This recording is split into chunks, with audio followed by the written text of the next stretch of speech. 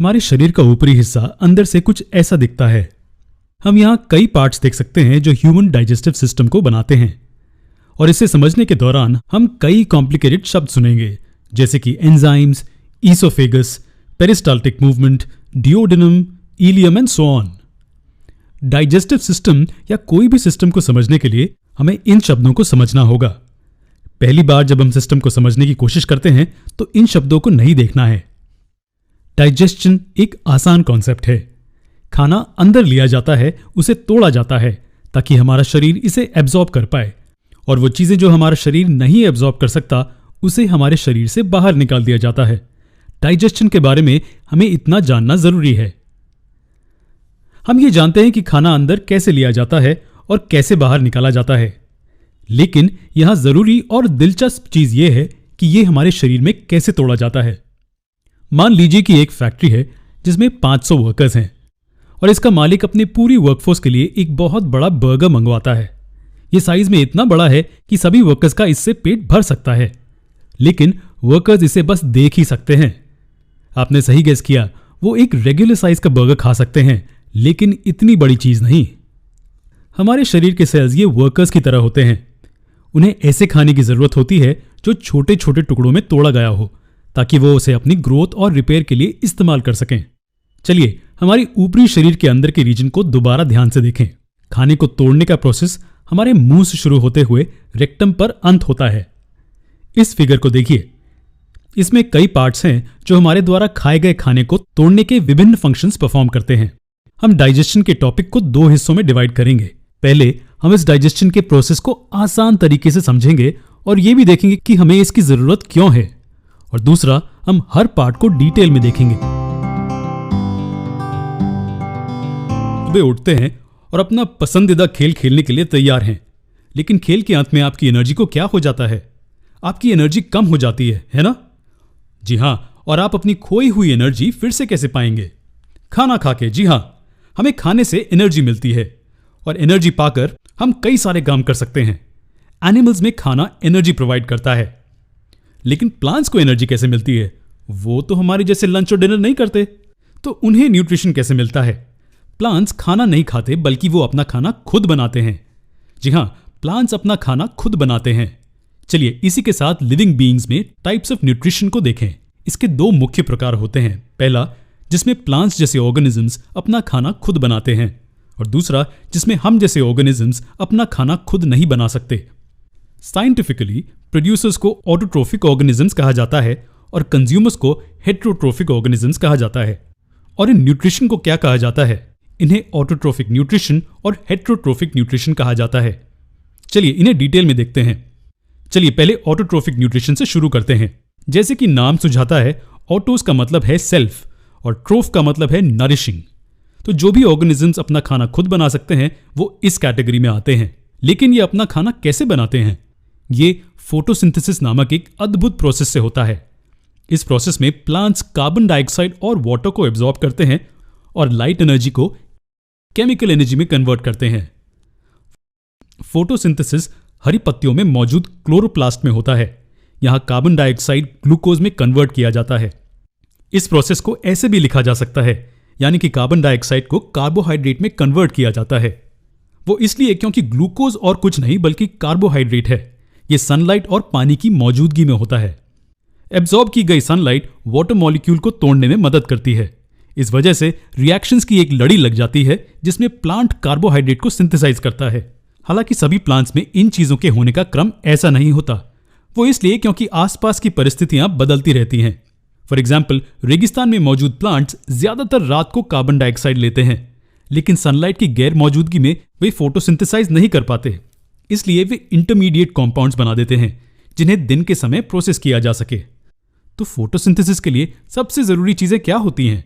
वो होती हैं कार्बन डाइऑक्साइड, वाटर, सनलाइट और सबसे जरूरी क्लोरोफिल। जी हां, क्लोरोप्लास्ट में मौजूद क्लोरोफिल पिगमेंट फोटोसिंथेसिस में अहम भूमिका निभाता है। इसमें रिएक्शन सेंटर्स मौजूद होते हैं जो लाइट को एब्जॉर्ब कर सकते हैं। ये रिएक्शंस की लड़ी लगा देता है और फिर उन्हें कंप्लीट करता है। क्लोरोफिल के अलावा एक और महत्वपूर्ण चीज है स्टोमाटा।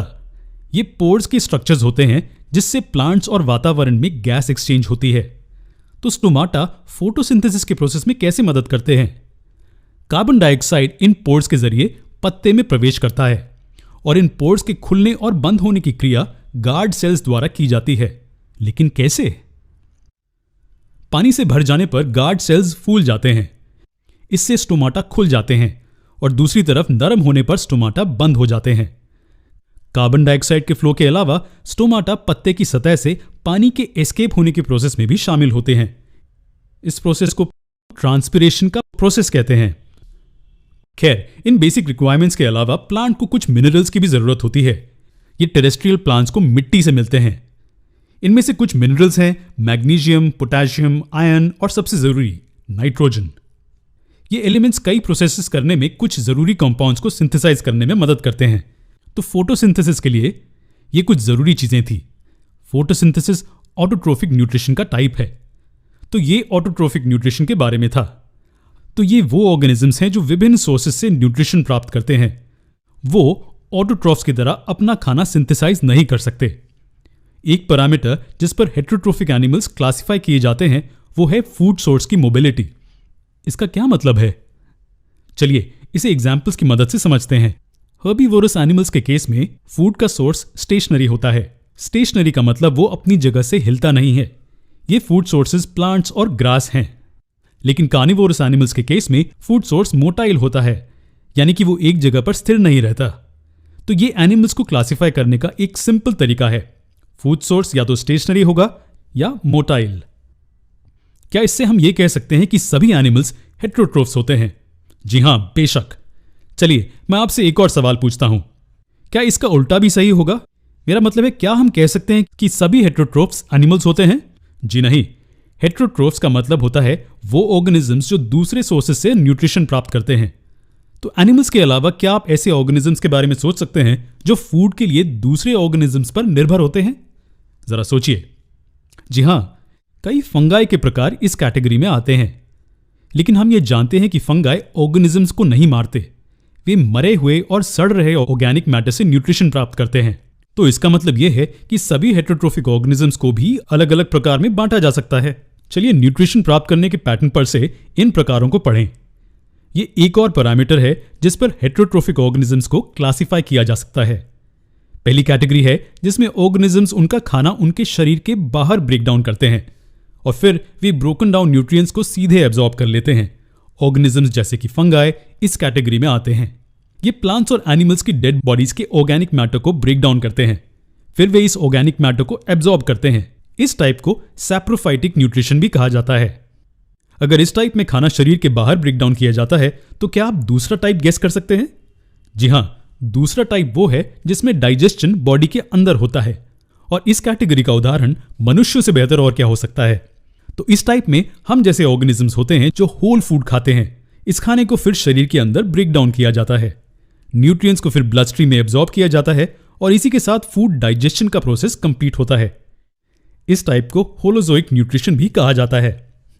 चलिए अब आखिरी टाइप के बारे में बात करते हैं। यहां दोनों केसेस में आपने देखा होगा कि न्यूट्रिशन का सोर्स हमेशा मरा हुआ होता है, यानी कि ऑर्गेनिजम्स या तो दूसरे ऑर्गेनिजम्स को मारते हैं या फिर पहले से मरे हुए ऑर्गेनिजम्स पर निर्भर करते हैं। लेकिन लास्ट टाइप जो हम देखने वाले हैं वो इससे अलग है। इस टाइप में ऑर्गेनिजम्स होस्ट को नहीं मारते, वे जीवित ऑर्गेनिजम्स में न्यूट्रिशन प्राप्त करते हैं। जी हां, आपने सही सुना। ऐसे ऑर्गेनिजम्स के एग्जाम्पल्स हैं लीचेस जो जंगल में पाई जाती हैं, या तो किसी किसी के सर में पाई जाने वाली जुएं। ऐसे ऑर्गेनिजम्स को क्या कहा जाता है? इन्हें पैरासाइटिक ऑर्गेनिजम्स कहा जाता है। हालांकि ये होस्ट को नहीं मारते लेकिन उन्हें काफी नुकसान पहुंचाते हैं। तो इस तरह न्यूट्रिएंट्स को प्राप्त करने के तरीके पर हम हेटेरोट्रोफिक ऑर्गेनिजम्स को कैटेगराइज करते हैं। ये 3 प्रकार हैं: सैप्रोफाइटिक, होलोजोइक और पैरासाइटिक न्यूट्रिशन। हमारा डाइजेस्टिव सिस्टम एक बहुत ही अद्भुत तरीके से काम करता है और हमें इसे काम करवाने के लिए सोचना नहीं पड़ता। ये खुद से होता है। इसके लिए हमारा नर्वस सिस्टम जिम्मेदार है। जैसे ही हम खाना खाते हैं, डाइजेशन का प्रोसेस हमारे मुंह से शुरू हो जाता है। जैसे ही ये हमारे मुंह से गुजरता है, ये इस लंबी पाइप से गुजरता है जहां इसको छोटे छोटे हिस्सों में तोड़ा जाता है और हमारे शरीर में एब्जॉर्ब किया जाता है। और खाने को तोड़ने के प्रोसेस में कुछ डाइजेस्टिव ग्लैंड्स मदद करते हैं। रुकिए, क्या हमने कहा कि ये पूरी चीज एक लंबी पाइप है? जी हाँ, ये एक पाइप है जिसे एलिमेंट्री कनाल या डाइजेस्टिव ट्रैक्ट कहते हैं। जी हाँ, ये चीज जो हमारे मुंह से शुरू होते हुए सीधे अंत तक जाती है, सिर्फ एक लंबी पाइप है। इसका मॉडिफाइड स्ट्रक्चर हमारे शरीर की जरूरतों पर निर्भर करता है। इसे एक बलून की तरह सोचिए। जब इसे फुलाया नहीं जाता है तो ये कुछ ऐसा दिखता है, लेकिन इसे फुलाकर अलग अलग शेप्स और साइजेस दिए जा सकते हैं। खैर, डाइजेशन मुंह से शुरू होता है। आपके दांत खाने को चबाते हैं। लगातार चबाने से खाना छोटे छोटे पार्टिकल्स में टूट जाता है। क्या सिर्फ यही हमारे मुंह में होता है, चबाना? खैर नहीं। हमारा सलाइवा खाने में मौजूद स्टार्च को सिंपल सब्सटेंसेस में तोड़ता है। सलाइवा बोलस नामक पदार्थ बनाकर भोजन को निगलने में आसान बनाता है। बोलस स्फीयर की तरह होता है जो आसानी से निगला जा सकता है और आगे पास किया जाता है। लेकिन रुकिए, ये सलाइवा आता कहां से है? खैर, हमारे पास सलाइवरी ग्लैंड्स होते हैं जो सलाइवा सीक्रीट करते हैं। इस तरह पहला फेज काफी आसान था। हमारे दांत खाने के बड़े टुकड़ों को चबाकर छोटे टुकड़ों में तोड़ देते हैं और खाने में स्टार्च सलाइवा में मौजूद एंजाइम्स की मदद से तोड़ा जाता है। ये सलाइवा सलाइवरी ग्लैंड्स द्वारा सीक्रीट किया जाता है। इसके बाद टंग खाने को इस रीजन में पुश करती है। जी हां, इस रीजन में, जिसे ईसोफेगस कहा जाता है। यहां क्या होता है? क्या यहां कोई डाइजेशन होता है? नहीं, बिल्कुल नहीं। ईसोफेगस में डाइजेशन नहीं होता है। यह सिर्फ एक पैसेज है मुंह से अगले रीजन यानी कि पेट तक। खाना ईसोफेगस से गुजरते हुए पेट तक जाता है। लेकिन क्या बोलस सिर्फ ग्रेविटी के कारण पेट तक नीचे रोल होता है? जी नहीं, हमें इसे अच्छे से समझना जरूरी है। बोलस को ईसोफेगस द्वारा नीचे धकेला जाता है। जी हां, इस रीजन में कुछ मूवमेंट के कारण खाना नीचे पेट तक पहुंचा दिया जाता है। आपको क्या लगता है कि पेट में फिर क्या होता है? पेट में डाइजेस्टिव जूसेस खाने के साथ मिल जाते हैं और प्रोटीन पार्टिकल्स टूट जाते हैं। जी हां, प्रोटीन टूट जाता है। और ये डाइजेस्टिव जूसेस कहां से आते हैं? ये एक विशेष ग्लैंड द्वारा सीक्रेट किए जाते हैं, जिसे हम बाद में समझेंगे। हम हर एक पार्ट को अलग से बाद में देखेंगे। हमने लिवर, पैनक्रियास या दूसरे ग्लैंड्स ड्रॉ नहीं किए हैं। इन सब को हम डिटेल में अगले पार्ट में कवर करेंगे। चलिए पेट पर दोबारा आते हैं। पेट में खाने को घंटों तक स्टोर करने के लिए यूज किया जाता है और डाइजेस्टिव जूसेस की मदद से बोलस काइन में बदल जाता है, जो अगले रीजन में पास कर दिया जाता है। और अगला रीजन कौन सा है? ये रीजन जो पेट के अंत से शुरू होता है और वो यहां तक होता है, इसे हम स्मॉल इंटेस्टाइन कहते हैं। ये डाइजेस्टिव ट्रैक्ट का एक बहुत ही अहम हिस्सा है। इस रीजन में दो जरूरी चीजें होती हैं। पहले, फैट्स प्रोटीन्स और स्टार्च में तोड़े जाते हैं। ये स्मॉल इंटेस्टाइन के अंदर और आसपास मौजूद ग्लैंड्स द्वारा सीक्रेट किए गए जूसेस की मदद से तोड़े जाते हैं। दूसरा, ये पहला फेज है जिसमें न्यूट्रिएंट्स शरीर में एब्जॉर्ब किए जाते हैं। याद रखिए कि यही मुख्य कारण है कि फूड तोड़ा जाता है शरीर में इसकी एब्जॉर्प्शन की सहायता के लिए। तो ब्रेकडाउन और न्यूट्रिएंट्स का एब्जॉर्प्शन स्मॉल इंटेस्टाइन में होता है। वो खाना जो स्मॉल इंटेस्टाइन द्वारा डाइजेस्ट नहीं होता है, वो लार्ज इंटेस्टाइन या कोलन में मूव करता है। सिवाय एब्जॉर्प्शन के यहां ज्यादा कुछ नहीं होता और ये न्यूट्रिएंट्स का एब्जॉर्प्शन नहीं है। यहां मुख्य रूप से अनडाइजेस्टेड खाने में मौजूद पानी एब्जॉर्ब होता है। जी हां, पानी जो शरीर से एब्जॉर्ब नहीं किया जा सकता, वो इस हिस्से में पास कर दिया जाता है। इसे रेक्टम कहा जाता है। इसका क्या काम है? इस सिस्टम द्वारा जो खाना डाइजेस्ट नहीं होता है, वो रेक्टम होल्ड करता है। ये तब तक इसमें रहता है जब तक ये एनस से बाहर नहीं निकल जाता और इसे एक्सपल्शन या एक्सक्रीशन कहा जाता है। ये पूरा प्रोसेस था। ये डाइजेस्टिव सिस्टम या गैस्ट्रोइंटेस्टाइनल ट्रैक्ट कैसे काम करता है उसके बारे में था। ये सब सुनने में बहुत इंटरेस्टिंग है, लेकिन जो इससे भी ज्यादा इंटरेस्टिंग है वो ये है कि अगर आपको इस सीधे एलिमेंट्री कैनाल के पास खड़ा कर दें तो आप इतने छोटे दिखेंगे। क्या आप जानते हैं कि एक अडल्ट में एलिमेंट्री कैनाल की एवरेज लंबाई लगभग 30 फीट होती है? यह आपकी ऊंचाई की 5 से 6 गुना है। और आप मानेंगे नहीं कि स्मॉल इंटेस्टाइन 20 फीट के नजदीक होती है, जबकि लार्ज इंटेस्टाइन लगभग 6 फीट लंबा होती है। स्मॉल इंटेस्टाइन इतनी छोटी नहीं होती। स्मॉल इंटेस्टाइन को स्मॉल इसलिए कहा जाता है क्योंकि लार्ज इंटेस्टाइन के मुकाबले इसके पैसेज का डायमीटर छोटा होता है। जी हां, इसका डायमीटर छोटा है और मानो या न मानो लगभग 90% डाइजेशन स्मॉल इंटेस्टाइन में होता है और बाकी का पेट और लार्ज इंटेस्टाइन में होता है। इंटरेस्टिंग है ना? लेकिन ट्रैक्ट के हर हिस्से के बारे में ऐसा बहुत कुछ है जो हमें समझने की जरूरत है। जब चबाए हुए खाने को थ्रोट से नीचे पुश किया जाता है तो क्या होता है? जी हाँ, ये फूड पाइप से नीचे ट्रैवल करता है। फूड पाइप हमारे डाइजेस्टिव ट्रैक्ट की एक पैसेज है जो खाने को मुंह से पेट तक लेकर जाती है। लेकिन इसका एक फैंसी नाम है, इसे ईसोफेगस कहा जाता है। हमारे मुंह में बना बोलस ईसोफेगस तक भेजा जाता है। यह हिस्सा जो यहां से शुरू होता है और इस पॉइंट पर खत्म होता है उसे ईसोफेगस कहते हैं। यह क्या करता है, इस रीजन में क्या होता है? ईसोफेगस मुंह और पेट को कनेक्ट करता है। यह खाने को मुंह से पेट तक ट्रांसफर करता है। ईसोफेगस में डाइजेशन नहीं होता है। यह एक मुख्य पॉइंट है, लेकिन यहां डाइजेशन नहीं होता है। तो क्या इसका मतलब यह है कि खाना ईसोफेगस से बस नीचे रोल होकर पेट में प्रवेश करता है? नहीं, ऐसा भी नहीं है। बहुत से लोग सोचते हैं कि खाना सिर्फ पेट तक ही जाता है, लेकिन यह सच नहीं है। एक बार बोलस टंग द्वारा नीचे पुश कर दिया जाए, ईसोफेगस लाइनिंग के मसल्स कॉन्ट्रैक्ट होते हैं और खाने को नीचे धकेल देते हैं। जी हां, मसल्स खाने को पेट तक पुश कर देते हैं। तो हमारे खाने को ग्रेविटी नीचे नहीं खींचती है, लेकिन मसल्स के कॉन्ट्रैक्शन के कारण खाना पेट तक आता है। इसका मतलब कि हम हमारा खाना लेटे लेटे भी खा सकते हैं या फिर उल्टे होकर भी। इस मूवमेंट को क्या कहते हैं? हम खाने को नीचे धकेले जाने की बात कर रहे हैं। इसे क्या कहते हैं? इसे पेरिस्टाल्टिक मूवमेंट कहा जाता है और इस प्रोसेस को पेरिस्टाल्सिस कहा जाता है। मसल्स कॉन्ट्रैक्ट होकर खाने को आगे की ओर धकेलते हैं, तो ईसोफेगस में यह होता है। लेकिन रुकिए, विंड पाइप ईसोफेगस के बहुत नजदीक होती है। फूड पाइप और विंड पाइप एक दूसरे के बहुत करीब होते हैं। तो आपका खाना कभी कभी गलती से आपकी विंड पाइप में क्यों नहीं जाता? ये मुंह है जहां से खाना अंदर लिया जाता है, और ये वो रीजन है जहां थ्रोट खत्म होता है, और ये विंड पाइप और फूड पाइप में स्प्लिट हो जाता है। याद रखिए कि फूड पाइप को ईसोफेगस भी कहा जाता है। अगर आप फिगर को ध्यान से देखेंगे तो आप यहां एक फ्लैप देखेंगे। जब हम सांस लेते हैं तो ये हवा को विंड पाइप में प्रवेश करने देता है, लेकिन खाने को इसमें प्रवेश करने से रोकने के लिए बंद हो जाता है। हवा अंदर जा सकती है, लेकिन खाना नहीं। इस फ्लैप को एपिग्लॉटिस कहा जाता है। और इसका काम क्या होता है? आप कह सकते हैं कि हर बार जब हम हमारा खाना चबाते हैं, ये हमारी जान बचाता है। अगर खाना विंड पाइप में चला जाए तो यह हवा को ब्लॉक कर देगा और हमें घुटन होगी। तो इस तरह से खाना ईसोफेगस द्वारा पेट में भेजा जाता है। ईसोफेगस के अंत में हमारे पास लोअर ईसोफेगल स्फिंक्टर होता है। जी हाँ, ये नाम बहुत फैंसी है, लेकिन ये एक वाल्व है जो पेट के प्रवेश द्वार की रक्षा करता है।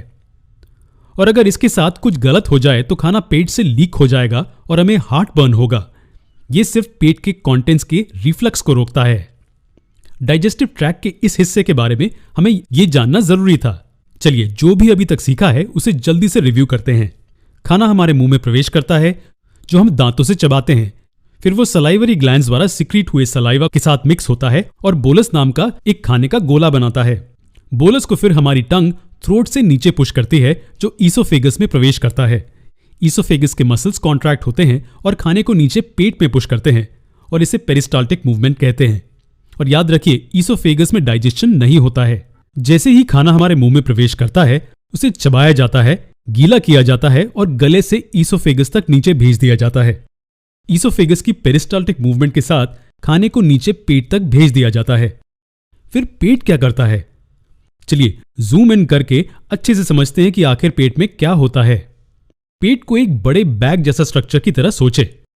खाने को थोड़ा सा डाइजेस्ट करके स्मॉल इंटेस्टाइन में भेज दिया जाता है।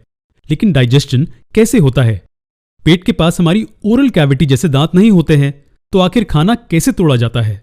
ईसोफेगस से गुजरकर पेट में बोलस प्रवेश करता है, जो मुंह में बनता है।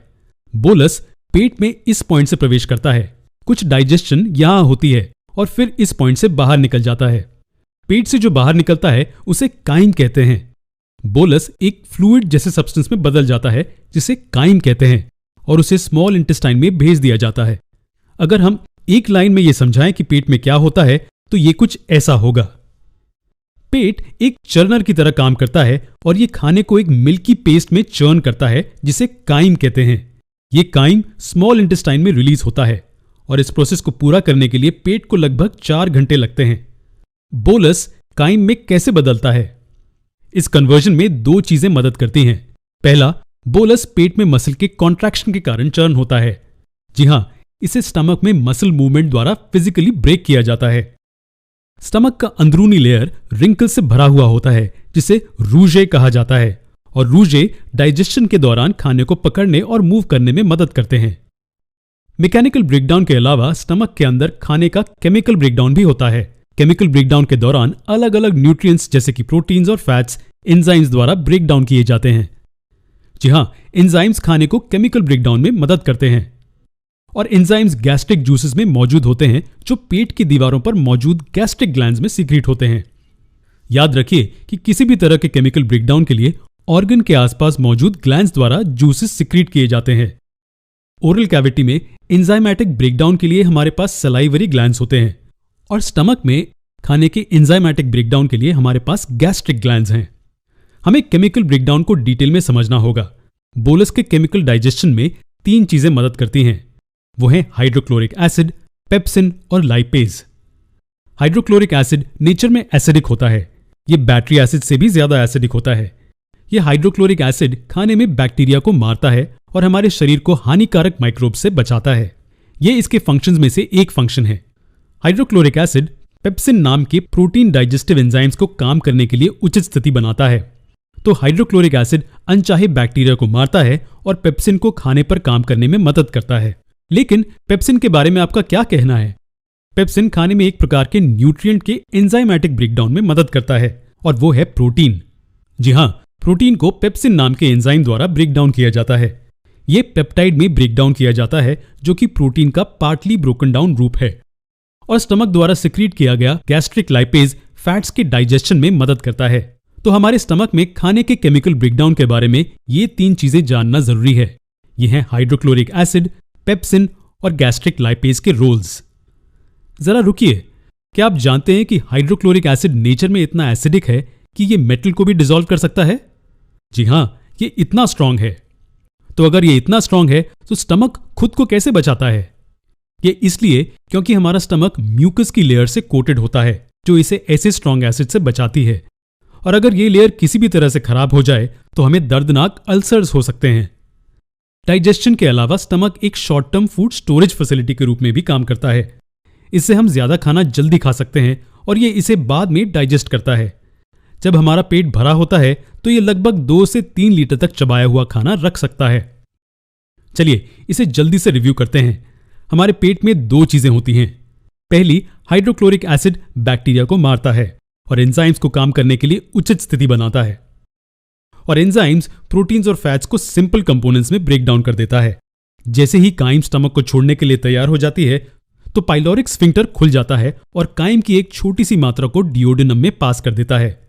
डिओडिनम स्मॉल इंटेस्टाइन का पहला हिस्सा है। पिछले वीडियो में हमने देखा कि कैसे स्टमक डाइजेशन की प्रोसेस में मदद करता है और एक सफेद पेस्ट बनाती है जिसे काइम कहते हैं। इसके बाद क्या होता है? काइम को कहां भेजा जाता है? वो डिओडिनम में जाता है जो स्मॉल इंटेस्टाइन का पहला पार्ट होता है। इसका साइज डाइजेस्टिव सिस्टम के बाकी के हिस्सों के मुकाबले बहुत छोटा होता है, लेकिन चौंका देने वाली बात यह है कि ज्यादातर डाइजेशन यहीं होता है। जी हाँ, ये बहुत ही छोटा हिस्सा है लेकिन ज्यादातर डाइजेशन यहीं होता है। और क्योंकि ज्यादातर डाइजेशन यहां होता है, ये डाइजेस्टिव ट्रैक्ट का सबसे इंटरेस्टिंग हिस्सा है। हमारे बॉडी के 2 सबसे बड़े ग्लैंड्स डिओडिनम के नजदीक होते हैं। ये दोनों तरह तरह के काम करने में डिओडिनम की मदद करते हैं। हमारे बॉडी में सबसे बड़ा ग्लैंड होता है लिवर और इसका वजन लगभग 1.5 किलो होता है। जी हाँ, हमारा लिवर इतना हैवी होता है। ये एक ऑर्गन होने के साथ साथ एक ग्लैंड भी है। इसके बाद सबसे बड़ा ग्लैंड होता है पैनक्रियास। ये दोनों ग्लैंड्स जूसेस रिलीज करते हैं। ये जूसेस डिओडिनम को डाइजेशन में मदद करते हैं। चलिए पहले लिवर के बारे में बात करते हैं। लिवर बहुत से काम करता है, लेकिन जहां तक डाइजेशन की बात है, ये एक फ्लूइड सीक्रेट करता है जिसे बाइल कहते हैं। ये बाइल जूस गॉल ब्लैडर में स्टोर किया जाता है। जी हां, बाइल लिवर द्वारा सीक्रेट किया जाता है और गॉल ब्लैडर में स्टोर किया जाता है। यह समझने के लिए कि बाइल डाइजेशन प्रोसेस में कैसे मदद करता है, हमें यह पता होना चाहिए कि फैट पार्टिकल्स को ब्रेक डाउन करना आसान नहीं होता। इसलिए इसे 2 स्टेजेस में ब्रेक डाउन किया जाता है। पहले बाइल बड़े फैट ड्रॉपलेट्स को एकदम छोटे ड्रॉपलेट्स में ब्रेक कर देता है और उन्हें बॉडी के वाटरी मीडियम के साथ मिक्स कर देता है। साइंटिफिक टर्म्स में हम कह सकते हैं कि बाइल फैट को इमल्सिफाई कर देता है। इस प्रोसेस को इमल्सिफिकेशन कहते हैं। यह था पहला स्टेज जहां फैट को छोटे ड्रॉपलेट्स में ब्रेक डाउन किया जाता है। पैनक्रियाटिक जूस में मौजूद एंजाइम्स इन ड्रॉपलेट्स को और ब्रेक डाउन कर देते हैं। ये पैनक्रियाटिक जूस पैनक्रियास द्वारा सीक्रेट किए जाते हैं। इस तरह पैनक्रियास डाइजेशन के प्रोसेस में अपनी भूमिका अदा करता है। ये एंजाइम्स फैट्स को सिर्फ इसलिए ब्रेक डाउन कर पाते हैं क्योंकि फैट्स को पहले इमल्सिफाई किया जाता है। तो क्या पैनक्रियाटिक जूस का बस यही एक काम होता है, फैट्स को ब्रेक डाउन करना? जी नहीं, ये और भी बहुत कुछ करता है। अगर आपको याद हो तो स्टमक में मौजूद हाइड्रोक्लोरिक एसिड खाने को एसिडिक बना देता है। इसलिए जब काइम डिओडेनम में एंटर करती है वो थोड़ी बहुत एसिडिक होती है। पैनक्रियास में मौजूद पैनक्रियाटिक जूस अल्कलाइन होता है और इसलिए वो काइम को न्यूट्रलाइज कर देता है। जूस में मौजूद बाइकार्बोनेट्स न्यूट्रलाइज करने का काम करते हैं। इस तरह एंजाइम्स के काम करने के लिए परिस्थितियां सहायक हो जाती हैं। जी हां, पैनक्रियाटिक जूस में एंजाइम्स भी होते हैं जो प्रोटीन्स, स्टार्च और फैट्स को डाइजेस्ट करते हैं। पैनक्रियाटिक जूस में 3 मुख्य एंजाइम्स होते हैं, ट्रिप्सिन, एमिलेज और लाइपेज। ये क्या करते हैं? ये खाने में मौजूद किन न्यूट्रिएंट्स को ब्रेक डाउन करते हैं? ट्रिप्सिन प्रोटीन्स या पेप्टाइड्स को अमीनो एसिड्स और छोटे पेप्टाइड्स में ब्रेक डाउन कर देता है। जी हां, पेप्टाइड्स से स्मॉल पेप्टाइड्स। पैनक्रियाटिक एमिलेज बचे हुए स्टार्च को माल्टोज में बदल देता है और पैनक्रियाटिक लाइपेज इमल्सिफाई किए गए फैट्स पर काम करता है और उन्हें फैटी एसिड्स और ग्लिसरॉल में बदल देता है। तो आप अंदाजा लगा सकते हैं कि पैनक्रियाटिक जूस कितना महत्वपूर्ण होता है। ये खाने को न्यूट्रलाइज करने में मदद करता है और ये प्रोटीन, स्टार्च और फैट्स को सिंपल सब्सटेंसेस में ब्रेक डाउन भी करता है। चलिए, हमने जो अभी सीखा उसे रिव्यू करते हैं। बाइल जूस बड़े फैट ड्रॉपलेट्स को छोटे ड्रॉपलेट्स में ब्रेक डाउन कर देता है। इससे पैनक्रियाटिक जूस में मौजूद एंजाइम्स उन्हें आसानी से और आगे ब्रेक डाउन कर पाते हैं। फैट के अलावा पेप्टाइड्स और बचे हुए स्टार्च को भी ब्रेक डाउन किया जाता है। डिओडेनम में भारी भरकम काम के बाद खाने को स्मॉल इंटेस्टाइन के अगले भाग में भेजा जाता है। खाना डिओडेनम में ब्रेक डाउन किया जाता है। डिओडेनम से इसे स्मॉल इंटेस्टाइन के दूसरे हिस्से में भेजा जाता है जिसे जेजुनम कहते हैं और स्मॉल इंटेस्टाइन के तीसरे हिस्से को इलियम कहा जाता है। हमने देखा कि बहुत सारा डाइजेशन डिओडेनम में होता है, लेकिन जेजुनम और इलियम में बहुत सारा एब्सॉर्प्शन होता है। जी हां, बहुत थोड़ा डाइजेशन और बहुत सारा एब्जॉर्प्शन। इस रीजन में खाना पूरी तरह से डाइजेस्ट किया जाता है और हमारा शरीर एब्जॉर्ब करने के लिए तैयार किया जाता है। लेकिन खाना यहां कैसे एब्जॉर्ब होता है? यह समझने के लिए खाना कैसे एब्जॉर्ब होता है हमें स्मॉल इंटेस्टाइन के क्रॉस सेक्शन को देखना होगा। इसे स्मॉल इंटेस्टाइन का एक छोटा सा हिस्सा माने, इस लंबे ट्यूब का एक छोटा सा हिस्सा। अब स्मॉल इंटेस्टाइन इस समय पर ज्यादा से ज्यादा न्यूट्रिएंट्स एब्जॉर्ब करना चाहता है। यह एब्जॉर्प्शन की क्षमता को बढ़ाना चाहता है और एब्जॉर्प्शन का रेट स्मॉल इंटेस्टाइन के अंदर के सरफेस एरिया पर निर्भर करता है। अगर सरफेस एरिया ज्यादा है तो ज्यादा न्यूट्रिएंट्स एब्जॉर्ब किए जाएंगे। आमतौर पर इस ट्यूब को देखने से हम इसके अंदर के स्मूथ सरफेस को सरफेस एरिया मान सकते हैं, है ना? लेकिन यह पूरी तरह से सही नहीं है। अब ट्यूब के अंदर के सरफेस पर उंगली जैसे कई प्रोजेक्शंस होते हैं जिसे वीलाई कहते हैं, जो सरफेस एरिया को बढ़ाते हैं। एक्चुअल इमेज कुछ ऐसे दिखेगी। ये सभी छोटे विलाय सरफेस एरिया को काफी बढ़ा देते हैं। लेकिन सवाल यह है कि ये कैसे होता है? हम ये कैसे कह सकते हैं कि सरफेस एरिया बढ़ गया है? इसे समझने के लिए मान लीजिए कि स्मॉल इंटेस्टाइन कुछ ऐसे खुलेगा और एक रेक्टेंगुलर सरफेस जैसे दिखेगा। अगर यहां कोई विलाय नहीं होते तो न्यूट्रिएंट्स इस सरफेस द्वारा एब्जॉर्ब किए जाते और ये इसका सरफेस एरिया होता। अब चलिए इसके सरफेस पर छोटे उंगली जैसे प्रोजेक्शंस ड्रॉ करते हैं। क्या सरफेस एरिया बढ़ता है? जी हां, बिल्कुल। ये जिस सरफेस एरिया पर खड़ा है ये सिर्फ इसके सर्कुलर बेस का एरिया है, लेकिन सरफेस एरिया जो एक्सपोज्ड है वो हर व्हीलर्स का कर्व्ड सरफेस एरिया है। तो उसी एरिया को खड़े रहने के लिए इस्तेमाल करते हुए व्हीलाई न्यूट्रिएंट्स के एब्जॉर्प्शन के लिए सरफेस एरिया को काफी बढ़ा देते हैं। इसके कारण न्यूट्रिएंट्स जल्दी एब्जॉर्ब हो जाते हैं और अनडाइजेस्टेड वेस्ट मटेरियल और पानी बच जाता है। याद रखिए कि व्हीलाई का डाइजेशन में कोई काम नहीं होता, ये सिर्फ न्यूट्रिएंट्स को जल्दी एब्जॉर्ब करने में मदद करते हैं। हमें व्हीलर्स के स्ट्रक्चर को डिटेल में समझने की जरूरत है। ये एक व्हीलर्स है। सरफेस एरिया और बढ़ाने के लिए हर व्हीलर्स पर छोटे प्रोजेक्शंस होते हैं और इन्हें माइक्रो व्हीलाई कहा जाता है। जी हां, माइक्रो व्हीलाई। जी हां, ये छोटे या माइक्रो व्हीलाई एब्जॉर्प्शन के लिए सरफेस एरिया को और बढ़ाते हैं। लेकिन क्या ये सरफेस एरिया को काफी हद तक बढ़ाएगा? ये एब्जॉर्प्शन के सरफेस के एरिया को लगभग आधे स्क्वायर मीटर से 200 स्क्वायर मीटर तक बढ़ा देता है। जी हां, एक पूरे टेनिस कोर्ट जितना। अब हर व्हीलर्स के पास सेंट्रल लैक्टियल होता है। ये एक सेंट्रल लैक्टियल और कुछ नहीं लेकिन लिम्फेटिक सिस्टम का एक प्रोजेक्शन है। ब्रेकडाउन हुए फैट पार्टिकल्स सेंट्रल लैक्टियल द्वारा एब्जॉर्ब किए जाते हैं और लिम्फेटिक सिस्टम में पास किए जाते हैं। लेकिन प्रोटीन्स और कार्बोहाइड्रेट्स के बारे में आपका क्या कहना है? ये कैसे एब्जॉर्ब होते हैं? तो हर सेंट्रल लैक्टियल कैपिलरीज के एक नेटवर्क से घिरा हुआ है। ये ब्लड को वीलस की ओर लेकर जाते हैं और ब्लड को इससे दूर भी लेकर जाते हैं। चलिए हम इसे आपके लिए फिर से दोहराते हैं। हर वीलस में सेंट्रल लैक्टियल होता है और ये सेंट्रल लैक्टियल कैपिलरीज के एक नेटवर्क से घिरा हुआ है और ब्रेकडाउन हुए प्रोटीन्स और कार्बोहाइड्रेट्स ब्लड स्ट्रीम में एब्जॉर्ब किए जाते हैं सीधा इन कैपिलरीज में। फैट्स शरीर में सेंट्रल लैक्टियल द्वारा एब्जॉर्ब किए जाते हैं और प्रोटीन्स और कार्ब्स कैपिलरीज द्वारा एब्जॉर्ब किए जाते हैं। ये एक ओवरव्यू था कि स्मॉल इंटेस्टाइन कैसे काम करती है। डिओडेनम में बहुत सारा डाइजेशन होता है और जेजुनम और इलियम में बहुत सारा एब्जॉर्प्शन होता है। स्मॉल इंटेस्टाइन और कुछ नहीं लेकिन एक ट्यूब है और खाना वीलाई द्वारा एब्जॉर्ब किया जाता है जो कि इसके इनर सरफेस पर मौजूद होता है। अनडाइजेस्टेड खाना लार्ज इंटेस्टाइन में भेज दिया जाता है। स्मॉल इंटेस्टाइन में जो खाना डाइजेस्ट या एब्जॉर्ब नहीं होता उसे लार्ज इंटेस्टाइन यानी कि कोलन में पास कर दिया जाता है। इसे लार्ज कहा जाता है क्योंकि स्मॉल इंटेस्टाइन की तुलना में इसकी पैसेज ज्यादा वाइड होती है।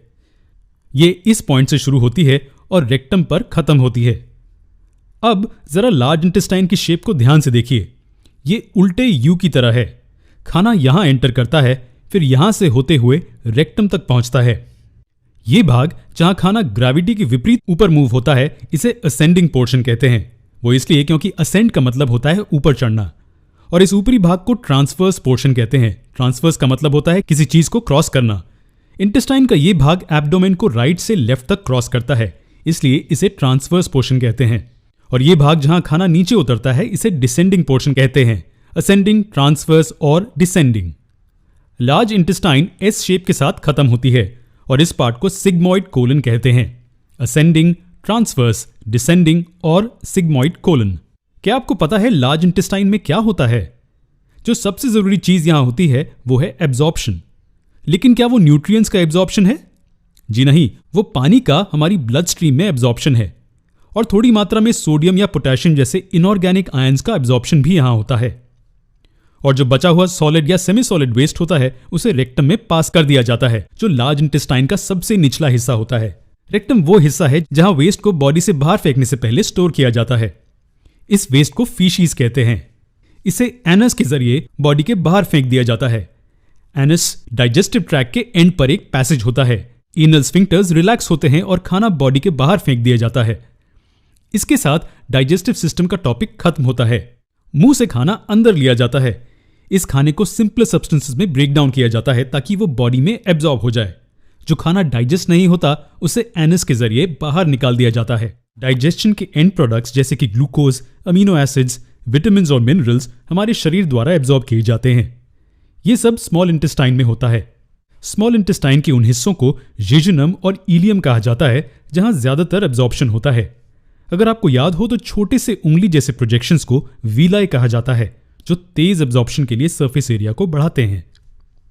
खाना जो डाइजेस्ट हो चुका है वो अब शरीर के अंदर है और अब वो बॉडी सब्सटेंसेस में बदल जाएंगे जो ऑर्गेनिज्म का एक हिस्सा बन जाएंगे। इसे असिमिलेशन कहा जाता है। असिमिलेशन सेल्स में होता है जबकि डाइजेशन एलिमेंट्री कैनाल में होता है। लेकिन न्यूट्रिएंट्स कहां जाते हैं?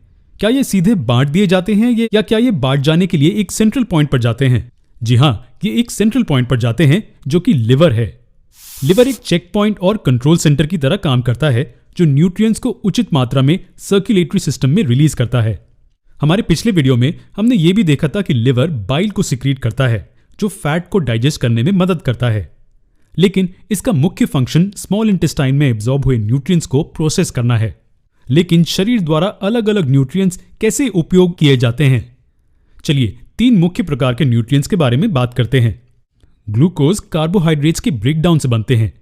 फैटी एसिड्स और ग्लिसरॉल फैट के ब्रेकडाउन से बनते हैं और अंत में अमीनो एसिड्स प्रोटीन्स के ब्रेकडाउन से बनते हैं। ये न्यूट्रिएंट्स के 3 मुख्य प्रकार हैं जो ब्रोकन डाउन फॉर्म में हैं और शरीर में एब्जॉर्ब होने के लिए तैयार हैं। लेकिन ग्लूकोज के साथ आखिर क्या होता है? याद रखिए कि ग्लूकोज शरीर को एनर्जी देता है, लेकिन सिर्फ तभी जब शरीर को उसकी जरूरत होती है। इसका मतलब कि इसे स्टोर करना होगा और तभी ही यूज करना होगा जब शरीर इसकी डिमांड करेगा। लेकिन क्या ग्लूकोज को स्टोर किया जा सकता है? जी नहीं, इसे ग्लूकोज के रूप में स्टोर नहीं किया जा सकता है। ग्लूकोज को इनसॉल्युबल ग्लाइकोजन में बदला जाता है, जिसे एनर्जी रिजर्व के रूप में स्टोर किया जाता है। जी हां, लिवर ग्लूकोज को ग्लाइकोजन में बदलता है, जो कि स्टोर किया जाता है। लेकिन शरीर को ग्लूकोज की जरूरत है ना? खैर, जब शरीर डिमांड करता है तो ग्लाइकोजन फिर से ग्लूकोज में कन्वर्ट हो जाता है। जी हां, ग्लूकोज को स्टोर किए जाने के लिए ग्लाइकोजन में बदल दिया जाता है और उचित समझे जाने पर वापस ग्लूकोज में बदल दिया जाता है। और अधिक ग्लूकोज लिवर द्वारा फैट्स में बदल दिए जाते हैं, जो एडिपोज टिश्यू में स्टोर किए जाते हैं। ये ग्लूकोज के असिमिलेशन को पूरा करता है। लेकिन फैट प्रोडक्ट्स और अमीनो एसिड्स के बारे में आपका क्या कहना है? डाइजेशन के फैट प्रोडक्ट्स फैटी सब्सटेंसेस में बदले जाते हैं, जैसे कि कोलेस्ट्रॉल। फैटी एसिड्स और ग्लिसरॉल एनर्जी रिजर्व्स के रूप में काम करते हैं और स्किन के नीचे या ऑर्गन्स के आसपास स्टोर किए जाते हैं। अब हम आखिरी हिस्से पर आते हैं। अमीनो एसिड्स शरीर के बिगड़े हुए हिस्सों को रिपेयर करने के लिए और इसकी ग्रोथ के लिए यूज होते हैं। जरूरत से ज्यादा अमीनो एसिड स्टोर नहीं किए जा सकते और यूरिया में बदल जाते हैं, जो यूरिन के रूप में बाहर निकाल दिया जाता है। तो कुछ इस तरह से खाना शरीर में असिमिलेट होता है। ये ब्लड स्ट्रीम में एब्जॉर्ब होता है और शरीर के रिपेयर और ग्रोथ के लिए एनर्जी और मटेरियल्स प्रदान करने के लिए यूज किया जाता है। डाइजेशन के अलग अलग स्टेजेस कौन से हैं? हम इसे दो तरीकों से समझ सकते हैं। इस डायग्राम को देखिए। यह ह्यूमन डाइजेस्टिव सिस्टम का रफ स्केच है। डाइजेशन का पहला स्टेप मुंह में होता है। खाना अंदर लिया जाता है, चबाया जाता है, तोड़ा जाता है और गले से नीचे भेज दिया जाता है। खाना ईसोफेगस से पेरिस्टाल्टिक मूवमेंट द्वारा नीचे पुश किया जाता है। खाना फिर स्टमक में पहुंचता है, जहां वो थोड़ा सा डाइजेस्ट होता है और डिओडिनम में भेज दिया जाता है। ज्यादातर डाइजेशन डिओडिनम में होता है, जहां प्रोटीन्स, फैट्स और स्टार्च ब्रेकडाउन होते हैं और आगे जेजुनम और इलियम में भेज दिए जाते हैं। यहां बहुत थोड़ा डाइजेशन लेकिन बहुत सारा एब्जॉर्प्शन होता है। सभी सिंपल सब्सटेंसेस जैसे कि amino acids, fatty acids, glucose और विटामिन्स और मिनरल्स भी ब्लड स्ट्रीम में एब्जॉर्ब किए जाते हैं। और सभी इनडाइजेस्टेड वेस्ट पानी के साथ लार्ज इंटेस्टाइन में भेज दिया जाता है। यहां पानी एब्जॉर्ब कर लिया जाता है और बाकी का इनडाइजेस्टेबल मैटर रेक्टम में स्टोर कर लिया जाता है, जहां एनस से बाहर निकाल दिया जाता है। ये एक छोटी सी समरी थी ह्यूमन बॉडी में होने वाले डाइजेशन के बारे में। इसे देखने का दूसरा तरीका है प्रोसेस के हर हिस्से को क्लासिफाई करना। यहां 5 मुख्य हिस्से हैं। खाने को अंदर लेना और चबाना इंजेस्शन में क्लासिफाई होगा। हम खाने को इंजेस्ट करते हैं, या हम कह सकते हैं कि हमने इसे कंज्यूम किया है। ये मुंह में होता है। फिर विभिन्न जूसेस में मौजूद एंजाइम्स खाने को छोटे और सिंपलर सब्सटेंसेस में ब्रेक डाउन करते हैं। इस प्रोसेस को डाइजेशन कहते हैं और ये स्टमक और स्मॉल इंटेस्टाइन में होता है। और केवल यही कारण है कि खाना ब्रेक डाउन किया जाता है ताकि इसे हमारे शरीर के सेल्स द्वारा एब्जॉर्ब किया जा सके। ये स्मॉल इंटेस्टाइन की दीवारों पर मौजूद विलाय के माध्यम से ब्लड स्ट्रीम में एब्जॉर्ब किया जाता है। इसे एब्जॉर्प्शन कहा जाता है। इंजेस्शन खाने का इनटेक है, डाइजेशन इसे सिंपल सब्सटेंसेस में ब्रेक डाउन करना और एब्जॉर्प्शन सेल्स द्वारा न्यूट्रिएंट्स को एब्जॉर्ब करना है। ये सिंपल फूड मॉलिक्यूल्स या तो स्टोर किए जाते हैं या विभिन्न फंक्शंस के लिए यूज किए जाते हैं। फंक्शंस जैसे कि एनर्जी प्रोड्यूस करना, शरीर को बनाना और रिपेयर करना भी। इस हिस्से को असिमिलेशन कहते हैं, जिसका मतलब कि खाना कंज्यूम या यूटिलाइज किया गया है। पानी लार्ज इंटेस्टाइन द्वारा एब्जॉर्ब किया जाता है और बाकी का अनडाइजेस्टेड खाना शरीर से निकाल दिया जाता है। इसे इजेस्शन कहते हैं। ये थे 5 important stages: ingestion, digestion, absorption, assimilation और इजेस्शन। मनुष्यों में डाइजेशन इस प्रकार से होता है, लेकिन ये दूसरे जानवरों में अलग हो सकता है। क्या आप जानते हैं कि गाय के स्टमक में 4 कंपार्टमेंट्स होते हैं? जी हां, और उनका डाइजेशन प्रोसेस बहुत इंटरेस्टिंग है। डाइजेशन के स्टेजेस हम मनुष्यों की तरह ही होते हैं।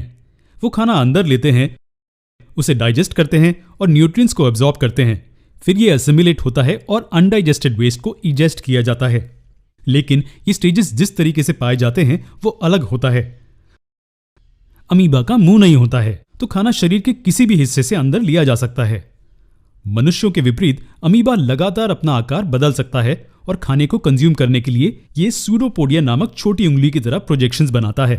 स्यूडोपोडिया खाने को चारों ओर से घेर लेते हैं और उसके आसपास शरीर बनाने के लिए उसे पूरी तरह से निगल लेते हैं। स्यूडोपोडिया फूड पार्टिकल को चारों ओर से ज्वाइन कर लेते हैं और उसे एक फूड वैक्यूल में फंसा लेते हैं। फूड वैक्यूल और कुछ नहीं लेकिन एक टेम्पररी स्टमक है।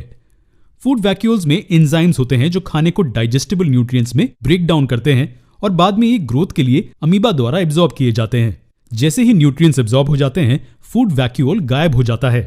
खाने में मौजूद न्यूट्रिएंट्स अमीबा के शरीर द्वारा सीधे एब्जॉर्ब कर लिए जाते हैं, जिसे साइटोप्लाज्म कहते हैं। साइटोप्लाज्म की मूवमेंट के कारण ही सेल के सभी हिस्सों को न्यूट्रिएंट्स मिलते हैं और ये न्यूट्रिएंट्स ज्यादातर ग्रोथ और मेंटेनेंस के लिए यूज होते हैं। लेकिन अनडाइजेस्टेड वेस्ट का क्या? अनडाइजेस्टेड वेस्ट सेल वॉल पर एक टेम्पररी रप्चर द्वारा शरीर से बाहर निकाल दिया जाता है। ये अमीबा का डाइजेशन प्रोसेस है। स्टेप सेम है, बस फर्क इतना है कि थोड़ा अलग तरीके से होता है। चलिए जल्दी से जरूरी पॉइंट्स को दोहराते हैं। स्यूडोपोडिया, जो कि टाइनी फिंगर जैसे प्रोजेक्शंस हैं, अमीबा की बॉडी के चारों ओर होती हैं और यही इस्तेमाल होती है खाना खाने के लिए। फूड वैक्यूल खाने को तोड़ता है छोटे हिस्सों में जो कि अमीबा से एब्जॉर्ब हो पाएं। न्यूट्रिएंट्स सीधे अमीबा की बॉडी में एब्जॉर्ब हो जाते हैं, यानी कि साइटोप्लाज्म में, और अनडाइजेस्टेड खाने को शरीर से बाहर फेंक दिया जाता है। वैसे तो अमीबा एक सिंगल सेल्ड जीव है, पर वो दूसरे माइक्रोस्कोपिक जीवों को खा सकता है और कभी कभी दूसरे अमीबा को भी। क्या आपको पता है अमीबा कैनिबलिज्म से बचने के लिए एक केमिकल सिक्रीट करता है जो दूसरे अमीबा को उससे दूर रखता है। ये सिक्रीशन अमीबा को दूसरे शिकारियों से भी बचाता है। खाना हमारे बॉडी में डाइजेस्ट हो जाए तो वो एनर्जी में कैसे कन्वर्ट होता है? हमें हर काम के लिए एनर्जी की जरूरत होती है, जैसे कि चलना, दौड़ना, हिलना। लेकिन खाना एक बार उसके सिंपलेस्ट फॉर्म में ब्रेक हो जाए तो वो क्या खुद से एनर्जी प्रोड्यूस करता है? मान लीजिए ग्लूकोज ये सिंपल ब्रोकन डाउन कॉम्पाउंड है जो बॉडी डाइजेस्ट कर सकती है, लेकिन एनर्जी रिलीज करने के लिए इसे किसी चीज की जरूरत होगी। इसे ऑक्सीजन की जरूरत होगी और इसीलिए हम सांस लेने के जरिए हवा अंदर लेते हैं। याद रखिए, हम जो हवा अंदर लेते हैं उसमें और भी गैसेस होती हैं। हम सिर्फ ऑक्सीजन ही अंदर नहीं लेते, लेकिन हमारी बॉडी को मेनली ऑक्सीजन की जरूरत होती है। ऑक्सीजन ब्रोकन डाउन ग्लूकोज को एनर्जी रिलीज करने में मदद करता है और एनर्जी के साथ water and carbon dioxide waste by products के रूप में दिए जाते हैं। ये एक गाड़ी की तरह काम करता है। पेट्रोल ऑक्सीजन की मदद से जलता है और गाड़ी को चलने के लिए एनर्जी प्रोवाइड करता है और उसके वेस्ट बाय प्रोडक्ट्स हवा को प्रदूषित करते हैं। हमें भी फूड को एनर्जी में कन्वर्ट करने के लिए ऑक्सीजन की जरूरत होती है, तो हम ऑक्सीजन अंदर लेते हैं और कार्बन डाइऑक्साइड रिलीज करते हैं। इसे रेस्पिरेशन कहते हैं। क्या ये सही है? जी नहीं, ये बहुत ही आम गलतफहमी है। ऑक्सीजन अंदर लेना और कार्बन डाइऑक्साइड रिलीज करना ये रेस्पिरेशन नहीं होता, ये बस ब्रीदिंग होता है। ब्रीदिंग और रेस्पिरेशन दोनों सेम नहीं होते। ब्रीदिंग वेंटिलेशन की तरह है, हवा अंदर लेना और फिर उसे रिलीज करना, जबकि रेस्पिरेशन एक सेल्यूलर प्रोसेस है जो सेल्स के अंदर फूड को ब्रेक डाउन करके एनर्जी रिलीज करता है। इसे इंटरनल या सेल्यूलर रेस्पिरेशन भी कहते हैं। यहां एनर्जी रिलीज करने के लिए फूड को ऑक्सीडाइज किया जाता है। हम आने वाले वीडियोस में रेस्पिरेशन को डिटेल में पढ़ेंगे। ये कुछ चीजें हैं जो आप घर पर ट्राई कर सकते हैं इस इक्वेशन को टेस्ट करने के लिए। एक टेस्ट ट्यूब में लाइम वाटर लीजिए और उसमें स्ट्रॉ डाल दीजिए। इस स्ट्रॉ में हवा फूंकिए। आप थोड़ी देर बाद देखेंगे कि लाइम वाटर का रंग सफेद हो गया है। ये इसलिए क्योंकि आपकी सांस से कार्बन डाइऑक्साइड लाइम वाटर के साथ रिएक्ट करके कैल्शियम कार्बोनेट बनाता है।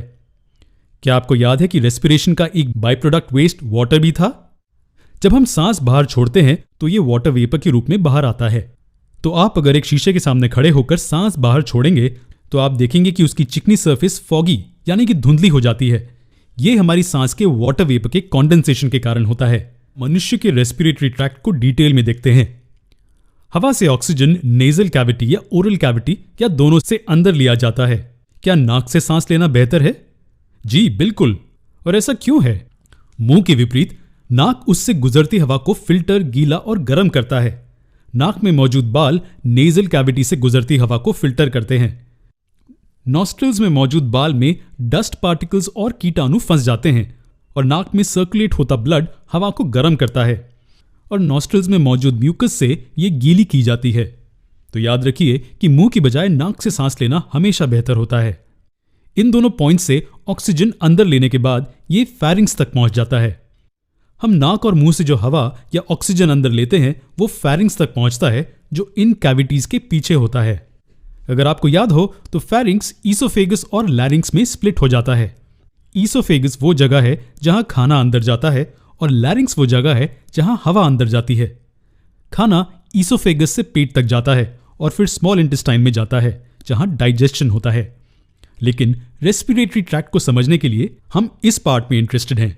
लैरिंग्स और उसके बाद के पार्ट्स। लैरिंग्स शरीर का वॉइस बॉक्स भी है, क्योंकि इसमें वोकल फोल्ड्स होते हैं जो स्पीच की साउंड को प्रोड्यूस करते हैं और हमें हमारे आवाज को मॉड्यूलेट करने देते हैं। लैरिंग्स में थायराइड कार्टिलेज भी होता है जो बाहर की ओर बढ़ती है और कभी कभी इसे एडम्स एप्पल भी कहा जाता है। ये सबके पास होता है, लेकिन ये ज्यादातर पुरुषों में प्रोमिनेंट होता है। तो नेजल कैविटी, फेरिंक्स और लैरिंग्स मिलकर अपर रेस्पिरेटरी ट्रैक्ट बनाते हैं। और लोअर रेस्पिरेटरी ट्रैक्ट के बारे में आपका क्या कहना है? लैरिंग्स के बाद हमारे पास ट्रैकिया है, जिसे आमतौर पर विंड पाइप भी कहा जाता है। इसमें ये सी शेप्ड रिंग्स के कार्टिलेज एम्बेडेड होते हैं। ये लगभग 16 से 18 होते हैं और अगर आप अपनी चिन ऊपर उठाएं तो आप इन्हें अपनी उंगलियों से महसूस कर सकते हैं। अब हम एक इंटरेस्टिंग पार्ट पर आते हैं। इस पॉइंट पर ट्रैकिया 2 हिस्सों में स्प्लिट हो जाता है। ये लंग्स के एंट्री पॉइंट्स हैं और इन्हें ब्रोंकाई कहा जाता है और हर एक को ब्रोंकस कहा जाता है। ओरल और नेजल कैविटी से हवा विंड पाइप में प्रवेश करती है और लंग्स तक ब्रोंकाई द्वारा पहुंचती है। जी हां, ये वो 2 लंग्स हैं मनुष्य शरीर में, एक लेफ्ट लंग और एक राइट लंग। जिस ह्यूमन बॉडी के ये लंग्स हैं, उस ह्यूमन बॉडी के हिसाब से इन्हें लेबल करते हैं। जैसे कि इस ह्यूमन बॉडी जिसके ये लंग्स हैं, उसके हिसाब से ये लेफ्ट और ये राइट लंग कहलाया जा सकता है।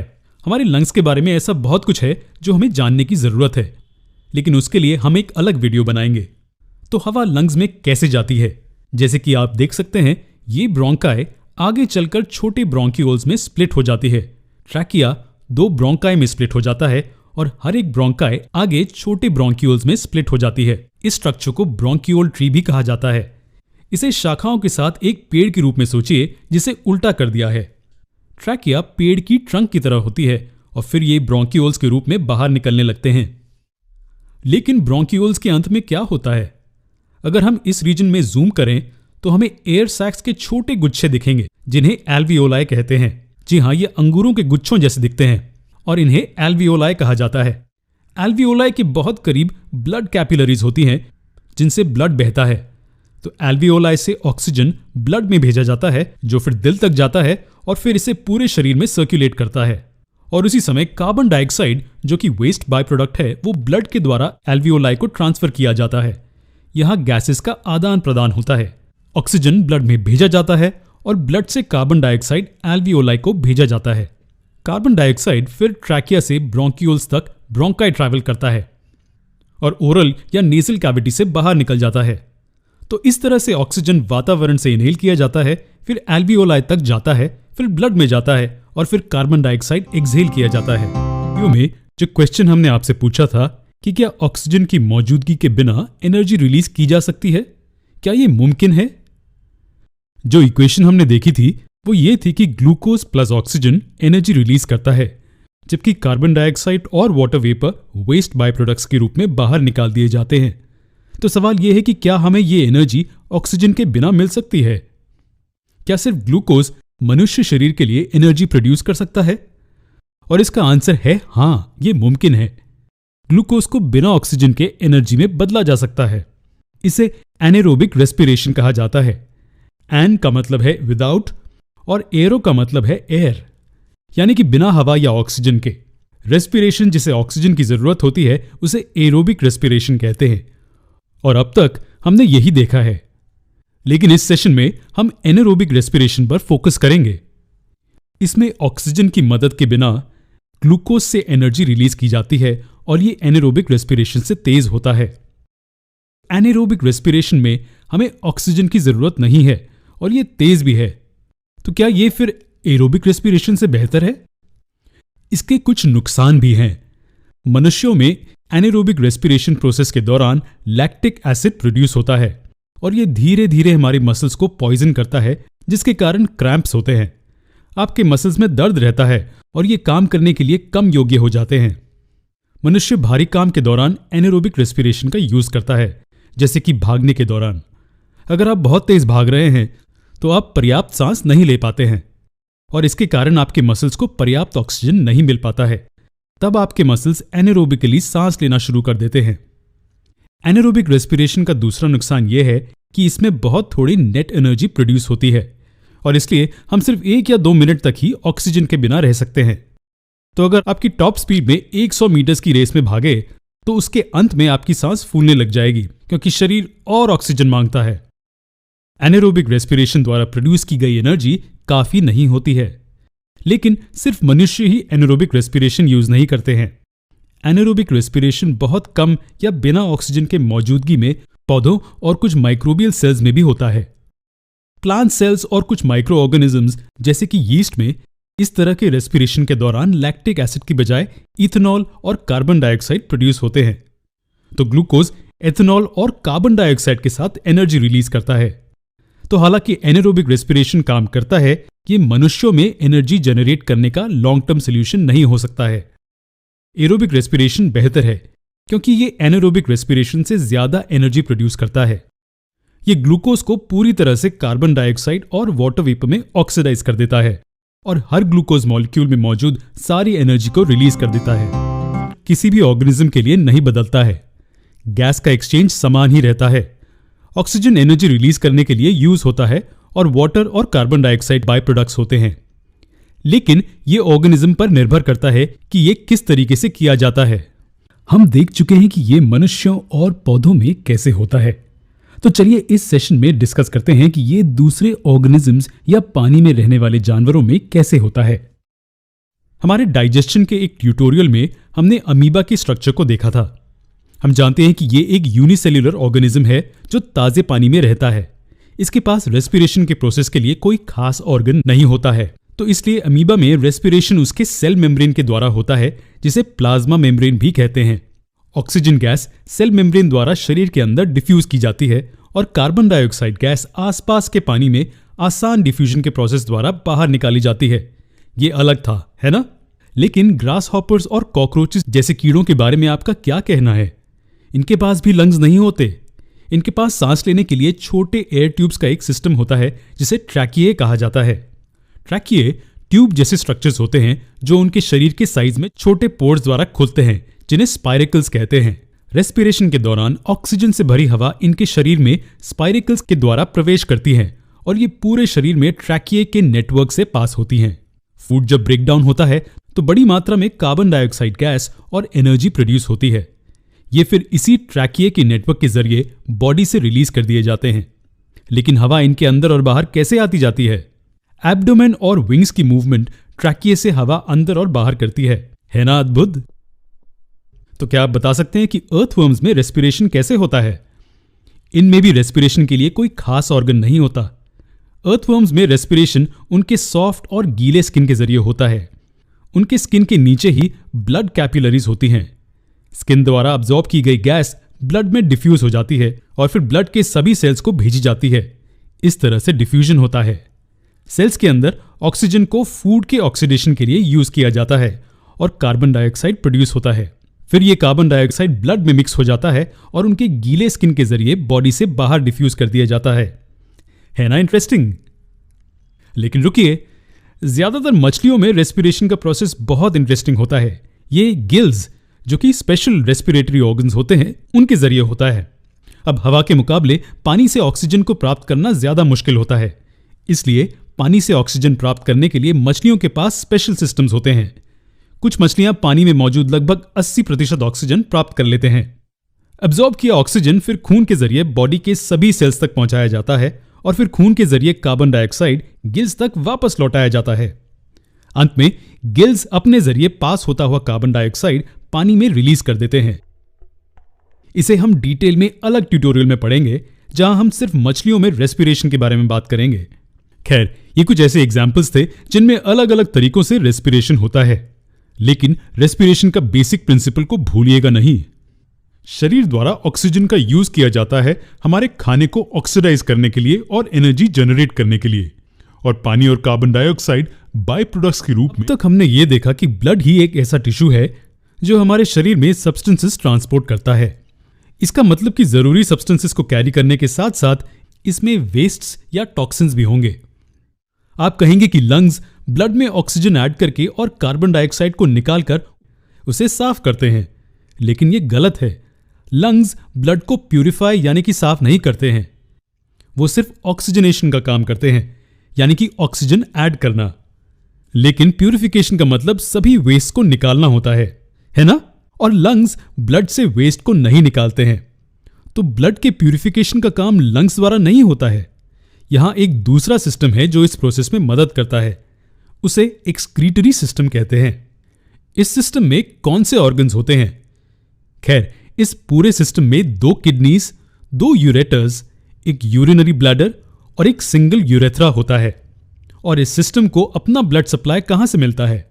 खैर, ये इसे रीनल आर्टरी और रीनल वेन से मिलता है। हम जानते हैं कि आर्टरीज और वेन्स क्या होते हैं। रीनल आर्टरी और रीनल वेन से हमारा क्या मतलब है? खैर, जो कुछ भी किडनी से संबंधित होता है उसे रीनल कहा जाता है। तो किडनीज की तरफ और उससे दूर जाने वाले आर्टरी और वेन को रीनल आर्टरी और रीनल वेन कहा जाता है। तो कुछ इस तरह से ये पूरा स्ट्रक्चर दिखता है। चलिए हर पार्ट के फंक्शंस को देखते हैं। सबसे जरूरी पार्ट ये किडनीज का जोड़ा है। ये स्ट्रक्चर्स ब्लड को फिल्टर करने के लिए जिम्मेदार हैं। किडनी के अंदर नेफ्रॉन्स नाम के बेसिक यूनिट्स होते हैं जो ब्लड को लेते हैं और इनमें से नुकसान पहुंचाने वाले नाइट्रोजीनस वेस्ट को अलग करते हैं।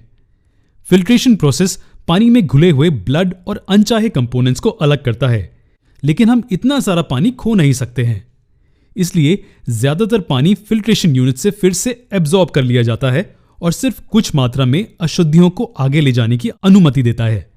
सभी छोटे यूनिट्स से डक्ट्स मिलकर एक कॉमन डक्ट बनाते हैं जो इस सिंगल पाइप के साथ जुड़ जाता है। ये पाइप और कुछ नहीं लेकिन यूरेटर है।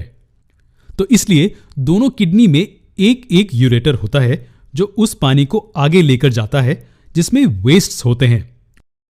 ये पानी और वेस्ट प्रोडक्ट्स का मिक्सचर और कुछ नहीं लेकिन यूरिन होता है। ये यूरिन इस सिंगल बैग जैसे स्ट्रक्चर में जमा होता है। इस बैग को यूरिनरी ब्लैडर कहा जाता है जो यूरिन को कुछ समय तक जमा करके रखता है। जैसे ही ये ब्लैडर भर जाता है, ये यूरिन को इस छोटे से पाइप जैसे स्ट्रक्चर से बाहर निकालता है जिसे यूरेथ्रा कहा जाता है। और ये तभी होता है जब ब्रेन इस एक्टिविटी के लिए सिग्नल देता है। हमारा एक्सक्रीटरी सिस्टम ऐसे काम करता है। अब हम ये देख चुके हैं कि हमारे शरीर में सब्सटेंसेस का ट्रांसपोर्टेशन कैसे होता है, कि जानवरों में एक्सक्रीटरी सिस्टम कैसे काम करता है। चलिए अब देखते हैं कि ये प्लांट्स में कैसे काम करता है। लेकिन उससे पहले चलिए प्लांट्स में एक्सक्रीटरी प्रोडक्ट्स क्या हैं उसकी एक लिस्ट बनाते हैं। हम जानते हैं कि फोटोसिंथेसिस के प्रोसेस में ऑक्सीजन रिलीज होता है जो प्लांट के किसी काम का नहीं होता, तो ऑक्सीजन एक वेस्ट प्रोडक्ट हुआ। उसी तरह मेटाबॉलिज्म द्वारा उत्पन्न हुए वेस्ट मटेरियल्स को बाहर निकालने की जरूरत होती है और विभिन्न सेकेंडरी मेटाबोलाइट्स को भी इस लिस्ट में शामिल किया जा सकता है। तो चलिए देखते हैं कि किस तरह से वेस्ट प्लांट बॉडी से बाहर निकाले जा सकते हैं। पहले ऑक्सीजन को देखते हैं। हम जानते हैं कि ऑक्सीजन स्टोमाटा के माध्यम से बाहर निकाल दिया जाता है। फिर आता है मेटाबॉलिज्म से निकलने वाला मेटाबॉलिक वेस्ट। प्लांट सेल्स में बहुत से विशाल वैक्यूल्स होते हैं जो कि प्लांट्स का एक अनोखा फीचर है और ये सेल के डस्टबिन्स होते हैं। ये वेस्ट प्रोडक्ट्स वैक्यूल्स में डंप कर दिए जाते हैं और वैक्यूल्स इन प्रोडक्ट्स को कैसे डंप करते हैं? खैर, वैक्यूल्स कभी भी खाली नहीं होते हैं, ये सिर्फ वेस्ट से भरे होते हैं। और जब सभी सेल्स में सभी वैक्यूल्स पूरी तरह से भर जाते हैं तो पत्ते गिरने लगते हैं। जी हाँ, प्लांट्स के पत्ते गिरने लगते हैं क्योंकि इनमें मौजूद सेल्स में सभी वैक्यूल्स पूरी तरह से वेस्ट प्रोडक्ट से भर गए हैं। हमारी लिस्ट में अगले हैं सेकेंडरी मेटाबोलाइट्स। ये क्या होते हैं? जैसे कि नाम सुझाता है, टर्म मेटाबोलाइट्स का मतलब होता है मेटाबॉलिज्म के प्रोडक्ट्स, जबकि सेकेंडरी का मतलब होता है जो बहुत इंपॉर्टेंट नहीं है। इसलिए सेकेंडरी मेटाबोलाइट्स वो कॉम्पाउंड्स हैं जो प्लांट्स के ज्यादा काम के नहीं हैं। तो इनमें रेजिन्स, गम्स एक्सेट्रा आते हैं। तो प्लांट्स इनसे कैसे छुटकारा पा सकते हैं? खैर, ये ओल्ड जाइलम में स्टोर किए जाते हैं। इसलिए जैसे ही झाड़ की छाल बूढ़ी होने लगती है, बाहरी लेयर्स इन कॉम्पाउंड से भरने लगते हैं। इसी कारण हम कभी कभी देखते हैं कि झाड़ की छाल को काटने पर इनमें से कुछ चिपचिपे पदार्थ निकलने लगते हैं। इन एरियल पार्ट्स के अलावा प्लांट्स कुछ वेस्ट प्रोडक्ट्स सीधे अपने आसपास की मिट्टी में दे देते हैं। यह प्रोसेस रूट्स के माध्यम से होता है। इन्हीं तरीकों से प्लांट्स अनचाहे वेस्ट प्रोडक्ट्स को बाहर निकाल देते हैं। डाइजेशन के प्रोसेस में हमने समझा कि खाना एलिमेंट्री कनाल में टूटता है, इसलिए शरीर के लिए जरूरी न्यूट्रिएंट्स एलिमेंट्री कनाल में ही मौजूद होते हैं। उसी तरह हमारे शरीर के अंदर ऑक्सीजन जहां पहुंचता है वो जगह एल्वियोलाई है। हालांकि पूरे शरीर को सभी न्यूट्रिएंट्स और ऑक्सीजन की भी जरूरत होती है, तो सभी सेल्स को जरूरी न्यूट्रिएंट्स और ऑक्सीजन कैसे मिलते हैं?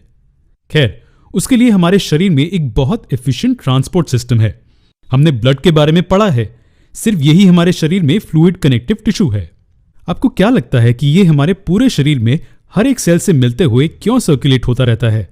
ये इसलिए क्योंकि ब्लड हमारे शरीर में सभी सेल्स तक न्यूट्रिएंट्स और ऑक्सीजन पहुंचाने के लिए जिम्मेदार है। सिर्फ यही नहीं, ब्लड ये भी सुनिश्चित करता है कि कार्बन डाइऑक्साइड और वेस्ट प्रोडक्ट्स सेल से ले लिए जाएं। ये और किस चीज में मदद करता है? खैर, ब्लड हार्मोन ट्रांसपोर्ट और इम्यून फंक्शंस जैसे अहम कामों को भी देखता है। हालांकि ब्लड सेल्स के बिना किसी ड्राइविंग फोर्स के शरीर में लगातार बहना नामुमकिन है, तो ये कौन सुनिश्चित करता है कि ब्लड सेल्स लगातार बहते रहें? खैर, हम यहां एक छोटे से चमत्कारी मसल के बारे में बात कर रहे हैं जो एक पंप के रूप में काम करता है। जी हां, हम यहां हमारे हार्ट के बारे में बात कर रहे हैं।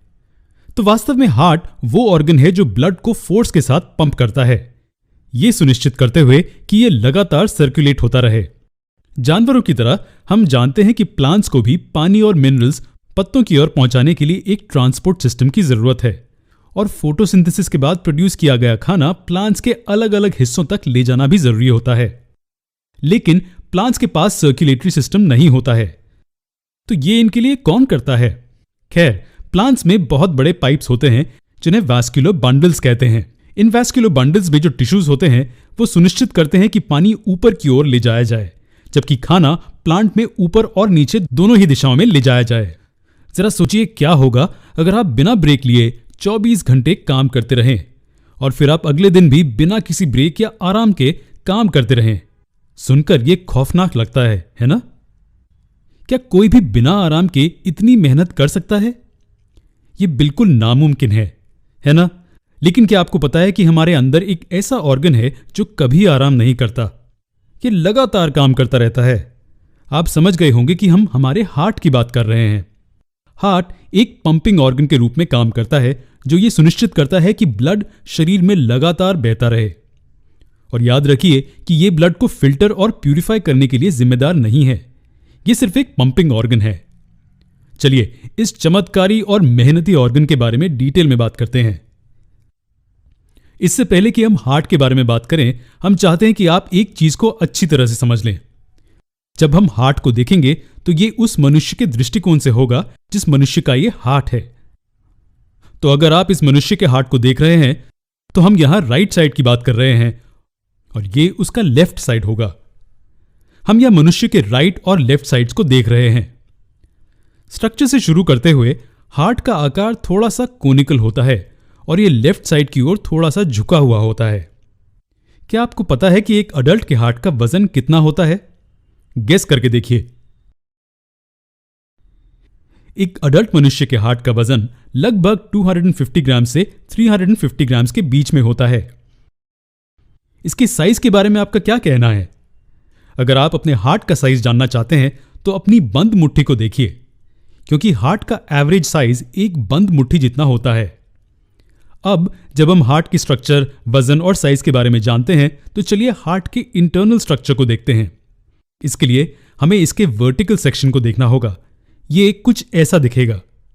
जैसा कि आप देख सकते हैं, हार्ट का राइट साइड उसके लेफ्ट साइड से एक मस्कुलर दीवार की मदद से अलग किया जाता है, जिसे सेप्टम कहते हैं। यह सुनिश्चित करती है कि ऑक्सीजनेटेड और डीऑक्सीजनेटेड ब्लड पूरी तरह से अलग रहे। तो क्या हम ये कह रहे हैं कि ऑक्सीजनेटेड और डीऑक्सीजनेटेड ब्लड हमेशा ही दो कंपार्टमेंट्स द्वारा अलग अलग संभाले जाते हैं? खैर हां, हार्ट का राइट साइड डीऑक्सीजनेटेड ब्लड को संभालता है, जबकि हार्ट का लेफ्ट साइड सिर्फ ऑक्सीजनेटेड ब्लड को संभालता है। इसे सेप्टम द्वारा सुनिश्चित किया जाता है। अब इसी के साथ क्या आप देख सकते हैं कि राइट और लेफ्ट कंपार्टमेंट्स में अपर और लोअर सेक्शंस भी हैं। जी हां, यह हमारे हार्ट का बेसिक स्ट्रक्चर बनाता है, जिसे हम 4 चेम्बर्ड स्ट्रक्चर कहते हैं। जी हां, जैसा कि हम यहां देख सकते हैं, मनुष्य के हार्ट में 4 चेम्बर्स होते हैं। चलिए इसे आसान तरीके से डिफाइन करते हैं। हम इसे अपर राइट चेम्बर कह सकते हैं क्योंकि ये ऊपर राइट के रीजन में है। उसी तरह हमारे पास lower right chamber, upper left chamber और लोअर लेफ्ट चेम्बर है। अब इन्हें साइंटिफिकली समझाना होगा, है ना? जी हां, हर चेम्बर का एक नाम है। ऊपर के चेम्बर्स को एट्रिया कहा जाता है, जबकि नीचे के चेम्बर्स को वेंट्रिकल्स कहा जाता है। एट्रिया एट्रियम का प्लूरल है। तो उसी तरह से हमें right atrium, right ventricle, left atrium और लेफ्ट वेंट्रिकल मिलते हैं। चलिए जल्दी से इसे दोहराते हैं। Right atrium, right ventricle, left atrium and left ventricle. अब इन चारों में से ऊपर वाले एट्रिया रिसीविंग सेंटर्स होते हैं, जबकि नीचे वाले वेंट्रिकल्स डिस्ट्रीब्यूशन चेंबर्स होते हैं। एट्रिया रिसीव करती हैं, जबकि वेंट्रिकल्स डिस्ट्रीब्यूट करते हैं। एक सेकंड रुकिए, यह वास्तव में हमारे लिए हर एक चेंबर की भूमिकाओं को जानना आसान बनाता है, क्योंकि हम जानते हैं कि हार्ट का राइट साइड डीऑक्सीजनेटेड ब्लड से संबंधित होता है और लेफ्ट साइड ऑक्सीजनेटेड ब्लड से। तो क्या हम ये कह सकते हैं कि राइट एट्रियम डीऑक्सीजनेटेड ब्लड का रिसीविंग चेंबर है?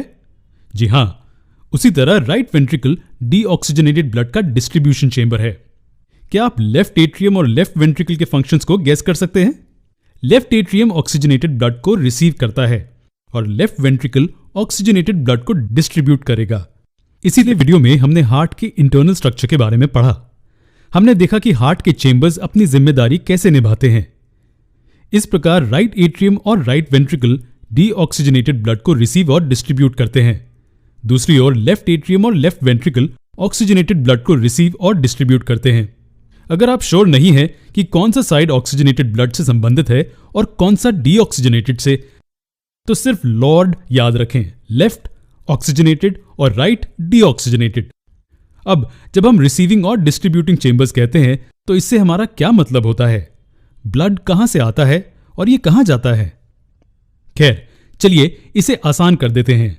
हम जानते हैं कि हार्ट एक पंपिंग ऑर्गन है, तो हार्ट दो अहम जगहों तक ब्लड को पंप करता है, एक लंग्स में और दूसरा पूरे शरीर में। तो चलिए देखते हैं कि सर्कुलेशन के इस प्रोसेस में ब्लड कैसे फ्लो करता है। इसे आसान करने के लिए चलिए इसे हमारे हार्ट का रफ स्केच मान लेते हैं। राइट एट्रियम, राइट वेंट्रिकल और लेफ्ट एट्रियम, लेफ्ट वेंट्रिकल। तो पूरे शरीर में डीऑक्सीजनेटेड ब्लड राइट एट्रियम में आता है। यहां से ये राइट वेंट्रिकल में भेज दिया जाता है और ये यहां से कहां जाता है? राइट वेंट्रिकल इसे लंग्स को डिस्ट्रीब्यूट करती है। लंग्स में एल्वियोलाई ताजे ऑक्सीजन को ब्लड में ऐड करके ऑक्सीजनेशन के प्रोसेस में मदद करती है। ऑक्सीजनेटेड या प्योर ब्लड लेफ्ट एट्रियम तक ले जाया जाता है और आगे लेफ्ट वेंट्रिकल में भेज दिया जाता है। यहां से ऑक्सीजनेटेड ब्लड पूरे शरीर में डिस्ट्रीब्यूट कर दिया जाता है। यह था शॉर्ट में इस प्रोसेस के बारे में। शरीर से डीऑक्सीजनेटेड ब्लड राइट एट्रियम तक, फिर राइट वेंट्रिकल तक, फिर प्यूरिफिकेशन के लिए लंग्स तक, फिर लेफ्ट एट्रियम तक, यहां से लेफ्ट वेंट्रिकल तक और फिर ऑक्सीजनेटेड ब्लड पूरे शरीर में डिस्ट्रीब्यूट किया जाता है। चलिए अब इन पाइप्स के बारे में बात करते हैं जो ब्लड को फ्लो करने में मदद करते हैं। हम जानते हैं कि वेन्स डीऑक्सीजनेटेड ब्लड लेके जाती हैं, जबकि आर्टरीज ऑक्सीजनेटेड ब्लड लेके जाती हैं। तो कन्वेंशन के आधार पर हम इन्हें नीला और लाल रंगते हैं। यह सिर्फ नोटेशन के लिए एक स्टैंडर्ड है। वेन्स द्वारा बहता ब्लड वास्तव में नीले रंग का नहीं होता है। तो दो अहम वेन्स जो डीऑक्सीजनेटेड ब्लड को राइट एट्रियम तक लेके जाती है वो है सुपीरियर वेना केवा और inferior vena cava. Superior vena cava शरीर के ऊपरी हिस्से से डीऑक्सीजनेटेड ब्लड लाती है और इंफीरियर वेना केवा शरीर के निचले हिस्से से डीऑक्सीजनेटेड ब्लड लाती है। ब्लड वेसल्स जो डीऑक्सीजनेटेड ब्लड को राइट वेंट्रिकल से लंग्स तक ले जाते हैं वो पल्मोनरी आर्टरीज होती हैं। जी हां, शरीर में सिर्फ यही आर्टरीज डीऑक्सीजनेटेड ब्लड को लेके जाती हैं। सिर्फ पल्मोनरी वेन्स ही ऐसी वेन्स हैं जो ऑक्सीजनेटेड ब्लड को लंग्स से लेफ्ट एट्रियम तक लेके जाती हैं। और अंत में एओर्टा इस ऑक्सीजन ब्लड को लेफ्ट वेंट्रिकल से पूरे शरीर तक लेके जाती है। यहां एक और इंटरेस्टिंग चीज है जिसे आपको जानना चाहिए। अब क्योंकि वेंट्रिकल से ब्लड बाहर पंप करने पर इतना दबाव बनता है, इसलिए संभावना है कि यह वापस एट्रिया में बह जाए, लेकिन ऐसा नहीं होता है। क्या आप जानते हैं क्यों? ये वाल्व्स द्वारा सुनिश्चित किया जाता है जो इन दो पार्टीशंस के जंक्शंस की रक्षा करते हैं। हमारे पास राइट एट्रियम और राइट वेंट्रिकल के जंक्शन पर ट्राइकस्पिड वाल्व होता है और इसी तरह हमारे पास लेफ्ट एट्रियम और वेंट्रिकल के जंक्शन पर बाइकस्पिड वाल्व होता है। अब जबकि हम ये जानते हैं, चलिए ब्लड सर्कुलेशन के पूरे प्रोसेस पर एक नजर डालते हैं। हार्ट कुछ इस तरह से दिखता है। पहले शरीर के ऊपर और नीचे के पार्ट से डीऑक्सीजनेटेड ब्लड सुपीरियर और इंफीरियर वेना कावा द्वारा राइट एट्रियम तक लाया जाता है। यहां से ये डीऑक्सीजनेटेड ब्लड नीचे राइट वेंट्रिकल में भेज दिया जाता है और राइट वेंट्रिकल फिर इस डीऑक्सीजनेटेड ब्लड को लंग्स तक पहुंचाती है। ऐसा करते समय ट्राइकस्पिड वाल्व ब्लड को वापस राइट एट्रियम में आने से रोकता है। ये सुनिश्चित करता है कि ब्लड सिर्फ पल्मोनरी आर्टरीज में एंटर करे, जहां से वो लंग्स तक ट्रैवल करेगा। लंग्स में मौजूद एल्वियोलाई में ब्लड के ऑक्सीजनेट होने के बाद ये पल्मोनरी वेन्स द्वारा हार्ट तक वापस फ्लो करने लगता है। ये पल्मोनरी वेन्स ऑक्सीजनेटेड ब्लड को लेफ्ट एट्रियम तक ले जाती हैं, जहां से ये लेफ्ट वेंट्रिकल तक भेजा जाता है। यहां से ये शरीर में सर्कुलेशन के लिए भेजा जाता है। फिर से यहां बाइकस्पिड वाल्व्स लेफ्ट एट्रियम में ब्लड का बैक फ्लो रोकते हैं। एओर्टा, जो कि शरीर में सबसे बड़ी आर्टरी है, वो ऑक्सीजनेटेड ब्लड को लेफ्ट वेंट्रिकल से लेकर शरीर में सप्लाई करती है। इस तरह से हमारे शरीर में ब्लड सर्कुलेशन होता है। शरीर से डीऑक्सीजनेटेड ब्लड प्यूरिफिकेशन के लिए लंग्स में भेजा जाता है। ये लंग्स द्वारा ऑक्सीजनेट या प्यूरिफाई किया जाता है और फिर ऑक्सीजनेटेड ब्लड लंग्स से शरीर में भेजा जाता है, और इन दोनों प्रोसेसेस को हार्ट हैंडल करता है।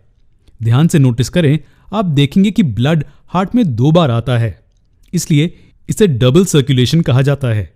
इस तरह का फीचर मैमल्स और पक्षियों में देखा जाता है। हमारा मतलब है कि क्या सभी जानवरों के हार्ट 4 चेंबर्स वाले होते हैं?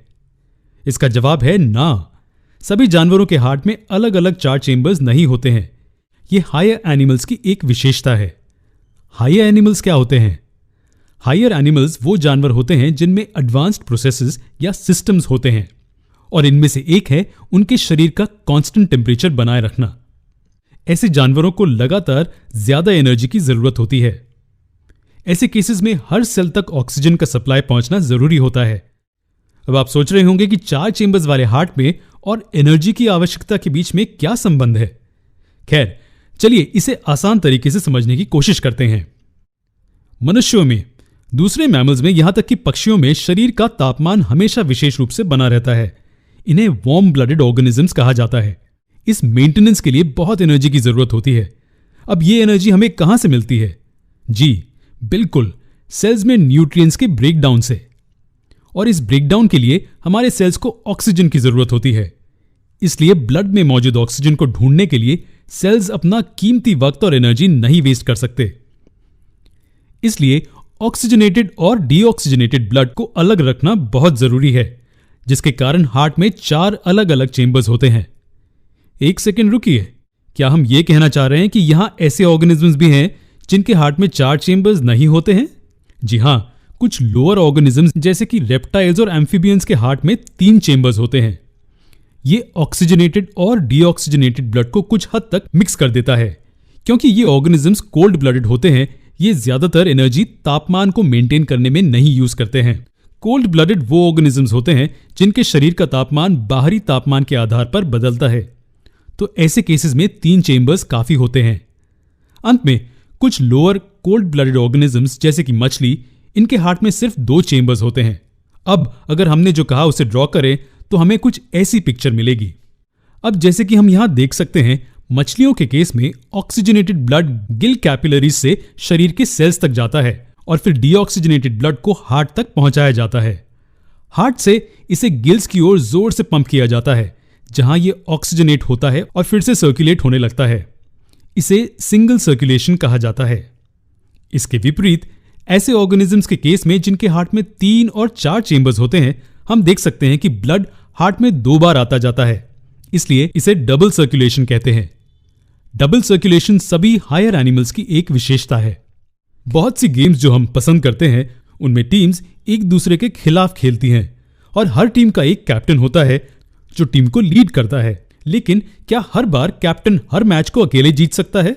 नहीं, ऐसा नहीं है। हम जानते हैं कि मैचेस जीतने के लिए टीम वर्क बहुत जरूरी है। इसी तरह हालांकि हार्ट सर्कुलेशन टीम का कैप्टन है, वो प्लेयर्स की मदद के बिना कुछ नहीं कर सकता है। तो वो जरूरी प्लेयर्स कौन हैं? ये वो हैं जो हार्ट को सर्कुलेटरी प्रोसेस को संचालित करने में मदद करते हैं। चलिए इसे आसान तरीके से समझते हैं।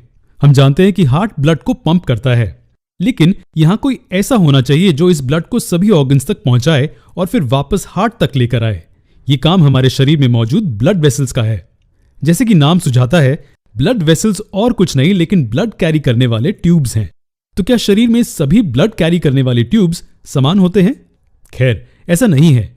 हम जानते हैं कि हायर एनिमल्स जैसे कि मनुष्यों में ऑक्सीजनेटेड ब्लड और डीऑक्सीजनेटेड ब्लड हमेशा अलग रखे जाते हैं। इसलिए इन 2 तरह के ब्लड को कैरी करने वाले ब्लड वेसल्स भी अलग होने चाहिए, है ना?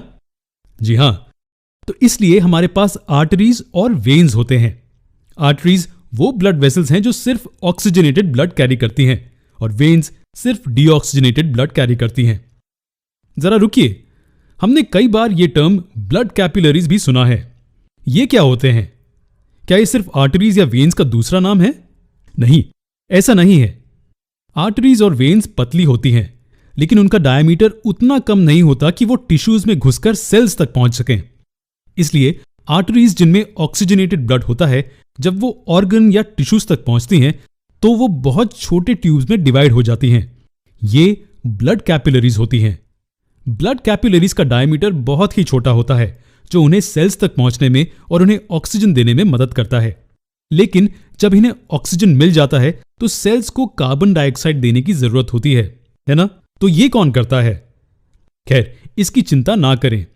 हमारी ब्लड कैपिलरीज ऑक्सीजन देने के बाद अब कार्बन डाइऑक्साइड लेने के लिए तैयार हैं। जी हां, ब्लड कैपिलरीज सेल से डीऑक्सीजनेटेड ब्लड ले लेती हैं और जब ये टिश्यूज या ऑर्गन से बाहर निकलती हैं तो ये फिर से मिलकर वेन्स बना लेती हैं। जी हां, सभी ब्लड वेसल्स इसी तरह से एक दूसरे के साथ जुड़े होते हैं। चलिए, जो हमने अभी कहा उसकी एक आसान समरी देखते हैं। आर्टरीज ऑक्सीजनेटेड ब्लड को हार्ट से ऑर्गन्स तक लेकर जाती है। यहां ये छोटे चैनल्स में डिवाइड हो जाती है और ब्लड कैपिलरीज बनाती है, जो ब्लड वेसल्स का बहुत ही अच्छा नेटवर्क है। ये सुनिश्चित करती है कि ऑक्सीजनेटेड ब्लड टिश्यू के हर सेल तक पहुंचे। अब जैसे ही ऑक्सीजन दे दिया जाता है, ब्लड कैपिलरीज कार्बन डाइऑक्साइड लेते हुए ऑर्गन से डीऑक्सीजनेटेड ब्लड ले लेती हैं। जब वो टिश्यूज या ऑर्गन से बाहर आती है तो ब्लड कैपिलरीज जिनके पास डीऑक्सीजनेटेड ब्लड होता है वो मिलकर वेन्स बनाती हैं। वेन्स तब इस डीऑक्सीजनेटेड ब्लड को हार्ट तक लेकर जाती हैं। अब तक आपने एक चीज नोटिस की होगी कि ब्लड को पूरे शरीर में पंप करने के लिए हार्ट को बहुत जोर लगाना पड़ता है। अब ये आर्टरीज हैं जो हार्ट से ब्लड लेकर जाती हैं, इसलिए आर्टरीज को पंपिंग का दबाव झेलना पड़ता है। इसी कारण आर्टरीज की दीवारें वेन्स के मुकाबले मोटी और ज्यादा इलास्टिक होती हैं। जैसा कि हम इस डायग्राम में देख सकते हैं, आर्टरी के पास दीवारें हैं जो मोटी हैं, दूसरी ओर वेन्स की दीवारें पतली हैं। इसके अलावा वेन्स की एक अहम विशेषता यह भी है कि इनके पास वाल्व्स होते हैं। ये ब्लड का बैकफ्लो रोकती है और सुनिश्चित करती हैं कि ब्लड सिर्फ आगे की ओर बढ़े। अंत में ब्लड कैपिलरीज की दीवारें सबसे पतली होती हैं। ये इसलिए क्योंकि उन्हें मेम्ब्रेन्स के आर पार मॉलिक्यूल्स को ट्रांसपोर्ट करना होता है। जी हां, ब्लड कैपिलरीज के पास एपिथेलियल सेल्स की सिंगल लेयर होती है जो इन दीवारों को बनाती हैं। इस तरह इनकी पतली दीवारें ऑक्सीजन और कार्बन डाइऑक्साइड के डिफ्यूजन में मदद करती हैं। तो ये था ब्लड वेसल्स के बारे में।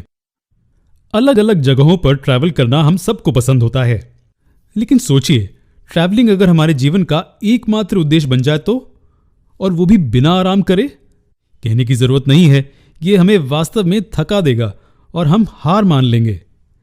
लेकिन हमारे शरीर में सेल्स बहुत समर्पित होते हैं, वे इतनी आसानी से हार नहीं मानते हैं। जब हम हमारे शरीर के अंदर ट्रैवलिंग की बात कर रहे हैं तो इसका मतलब कि हम ब्लड के बारे में बात कर रहे हैं। जी हां, यही सिर्फ एक ऐसा फ्लूइड कनेक्टिव टिश्यू है जो हमारे शरीर में बिना थके चलता रहता है। और इसके कारण क्या होता है? खैर, इससे ट्रांसपोर्टेशन का फंक्शन एफिशिएंटली होता है। किस प्रकार के मटेरियल्स ट्रांसपोर्ट किए जाते हैं? ऑक्सीजन जो सेल्स को भेजा जाता है, हम ये जानते हैं, है ना? उसी तरह सेल्स से कार्बन डाइऑक्साइड बाहर डिफ्यूज होता है और लंग्स तक भेजा जाता है। लेकिन क्या यहां इसके अलावा और भी कुछ है? खैर, बहुत से सब्सटेंसेस ब्लड के द्वारा पूरे शरीर में भेजे जाते हैं। इनमें से कुछ हैं हार्मोन्स, विभिन्न प्रोटीन्स, न्यूट्रिएंट्स और वेस्ट प्रोडक्ट्स। ट्रांसपोर्टेशन के अलावा चोट के दौरान इम्यूनोलॉजिकल एक्टिविटी और क्लॉटिंग भी ब्लड के मुख्य रोल्स हैं। चलिए, अब ब्लड की एक्टिविटीज और फंक्शंस को बेहतर समझने के लिए इसके कंपोनेंट्स को देखते हैं। ब्लड में दो मुख्य कंपोनेंट्स होते हैं, प्लाज्मा नाम का फ्लूइड और उसमें सस्पेंडेड सेल्स। प्लाज्मा लगभग 90 to 95% पानी से बना होता है और बाकी में विभिन्न proteins, hormones, clotting factors, electrolytes और सो ऑन होते हैं। प्लाज्मा कुल ब्लड की वॉल्यूम का 55% बनाता है और फिर बाकी के 45% का क्या? जी हां, ये सेल्स से बना होता है। जब हम ब्लड को माइक्रोस्कोप के नीचे ऑब्जर्व करते हैं तो हम तीन मुख्य प्रकार के सेल देखते हैं। इनमें लाल रंग के स्फेरिकल सेल्स होते हैं, सफेद रंग के सेल्स, और ये कलरलेस और शेपलेस सेल्स हैं। पहले वालों को रेड ब्लड सेल्स या आरबीसीज कहते हैं। इन्हें इरेथ्रोसाइट्स भी कहते हैं। अब ये सेल्स लाल रंग के क्यों होते हैं? खैर, ह्यूमन आरबीसी की विशेषता यह है कि इनमें न्यूक्लियस नहीं होता है। जी हां, या कहें कि ये इन्यूक्लिएटेड सेल्स होते हैं। इनके अंदर एक स्पंज जैसा मैट्रिक्स होता है जिसे हीमोग्लोबिन कहते हैं। जैसे कि नाम सुझाता है, हीम का मतलब आयरन होता है, इसलिए प्रोटीन के चेन्स के अंदर आयन होता है और ये वो आयन है जो सेल को लाल रंग देता है। अब हीमोग्लोबिन की मौजूदगी आरबीसी के लिए ऑक्सीजन को ट्रांसपोर्ट करना संभव बनाती है, क्योंकि हीमोग्लोबिन में आयन ऑक्सीजन मॉलिक्यूल से जुड़ जाता है और उन्हें सेल्स तक पहुंचाने में मदद करता है। अब हम इन सर्कुलर सेल्स की बात करेंगे जिन्हें व्हाइट ब्लड सेल्स कहते हैं। फिर से, जैसे कि नाम सुझाता है, ये सफेद रंग के होते हैं। इन्हें ल्यूकोसाइट्स भी कहा जाता है और ये सेल्स इम्यूनोलॉजिकल फंक्शन करते हैं। जी हां, ये हमारे शरीर के रक्षक सेल्स होते हैं जो हमारे शरीर को हर मुमकिन इन्फेक्शन से बचाते हैं। यहां कई प्रकार के WBCs होते हैं जिन्हें उनके इम्यूनोलॉजिकल रोल के आधार पर क्लासिफाई किया जाता है। हालांकि अब हम इसके डिटेल्स में ना जाते हुए अगले प्रकार के सेल्स को देखेंगे।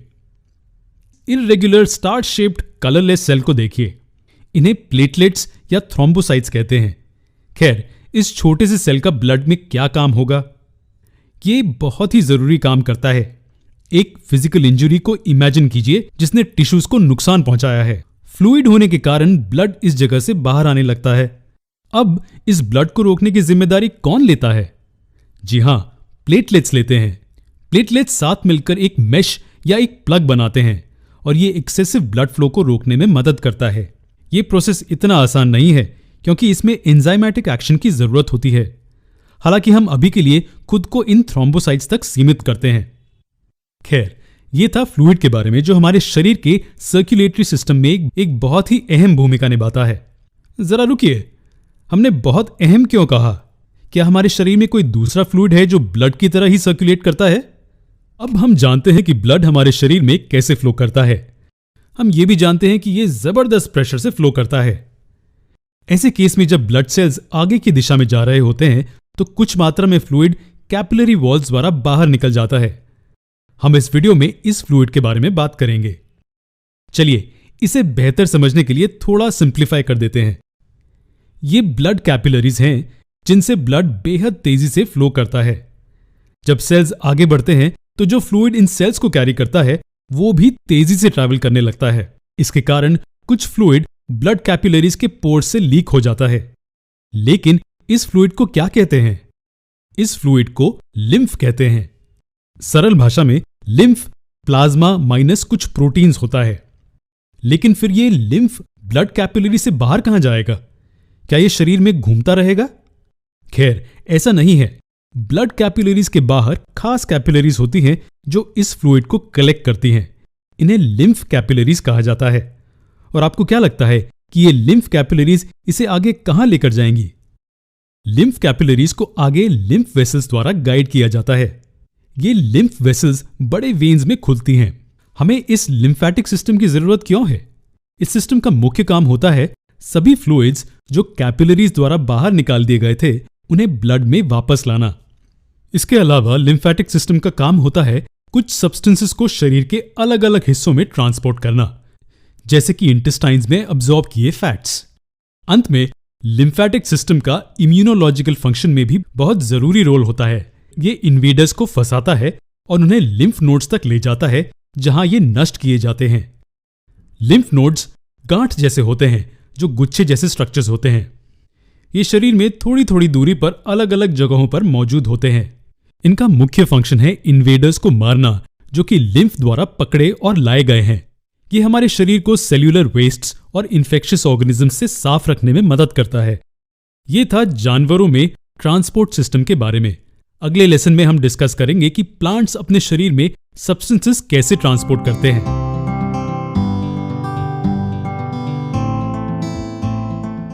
की तरह प्लांट्स को भी एक सही ट्रांसपोर्टेशन सिस्टम की जरूरत होती है। प्लांट्स के पास भी सब्सटेंसेस को पूरे शरीर में ट्रांसपोर्ट करने के लिए एक सिस्टम है, लेकिन वो मनुष्यों के सिस्टम की तरह एफिशिएंट नहीं है। चलिए इन प्रोसेसेस के बारे में और सीखते हैं। पानी और मिनरल्स ट्रांसपोर्ट करने के लिए प्लांट्स के पास जाइलम होता है। यह सुनिश्चित करता है कि पानी जड़ों से पत्तों तक ऊपर की ओर जाए। दूसरी ओर खाना फ्लोएम द्वारा ट्रांसपोर्ट किया जाता है। फ्लोएम यह सुनिश्चित करता है कि खाना प्लांट्स के सभी हिस्सों में दोनों दिशाओं में ट्रांसपोर्ट किया जाए। क्या यह सिर्फ इतना ही है? क्या हमें प्लांट्स के ट्रांसपोर्टेशन सिस्टम के बारे में कुछ और सीखना है? खैर, हम जानते हैं कि जाइलम पानी को ट्रांसपोर्ट करने में मदद करता है, लेकिन क्या हम जानते हैं कि पानी जाइलम के माध्यम से कैसे आगे बढ़ता है? ग्रेविटी के खिलाफ जाइलम इतनी ऊंचाई पर पानी कैसे ट्रांसपोर्ट कर सकता है? हम इस वीडियो में इसी के बारे में सीखेंगे। चलिए इस प्रोसेस को आसान तरीके से समझते हैं। अगर हम जड़ों में जूम करें तो हम देखेंगे कि मिट्टी से घिरे सेल्स में मिनरल आयंस को लेने की टेंडेंसी होती है। अब ये जड़ों के अंदर और बाहर पानी के कॉन्सेंट्रेशन में फर्क पैदा करता है। इसलिए अंदर लोअर वाटर पोटेंशियल होता है और जड़ों के बाहर हायर वाटर पोटेंशियल होता है। तो अब आगे क्या? हम जानते हैं कि पानी में हायर वाटर पोटेंशियल से लोअर वाटर पोटेंशियल तक मूव करने की टेंडेंसी होती है। इसे ऐसा भी कहा जा सकता है कि पानी हायर वाटर पोटेंशियल से लोअर वाटर पोटेंशियल तक मूव करता है। इसलिए इस केस में हम पानी को रूट सेल्स में प्रवेश करता देखते हैं। अब पहला मिशन पूरा हो गया है। रूट सेल्स पानी को अपने अंदर प्रवेश करा सकते हैं, लेकिन अब अगला टास्क है पानी को प्लांट में मैक्सिमम ऊंचाई तक कैरी करने का, और इसे ग्रेविटी के खिलाफ काम करना होगा। तो ये कैसे मुमकिन है? खैर, वाटर पोटेंशियल का सेम प्रिंसिपल यहां एप्लीकेबल है। चलिए देखते हैं हमने क्या कहा था। हमने कहा था कि पानी हायर वाटर पोटेंशियल से लोअर वाटर पोटेंशियल तक मूव करता है। तो अगर हम इसे और आगे जूम करते हैं तो हम देख सकते हैं कि इन सेल्स को पानी मिल गया है, तो इसलिए इनमें हायर वाटर पोटेंशियल है। लेकिन पास के सेल में ये नहीं है, तो इसलिए इनमें लोअर वाटर पोटेंशियल है। इस वजह से पानी पास के सेल में मूव करता है और उसी तरह ये ऊपर की ओर ट्रैवल करता है।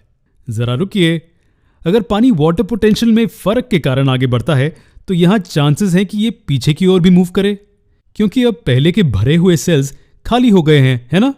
नहीं, ऐसा नहीं होता है, क्योंकि जैसे ही पानी इस सेल को छोड़ देता है, ये मिट्टी से पानी प्रवेश करने के कारण फिर से भर जाता है और इसलिए पानी जड़ों द्वारा एब्जॉर्ब होता रहता है।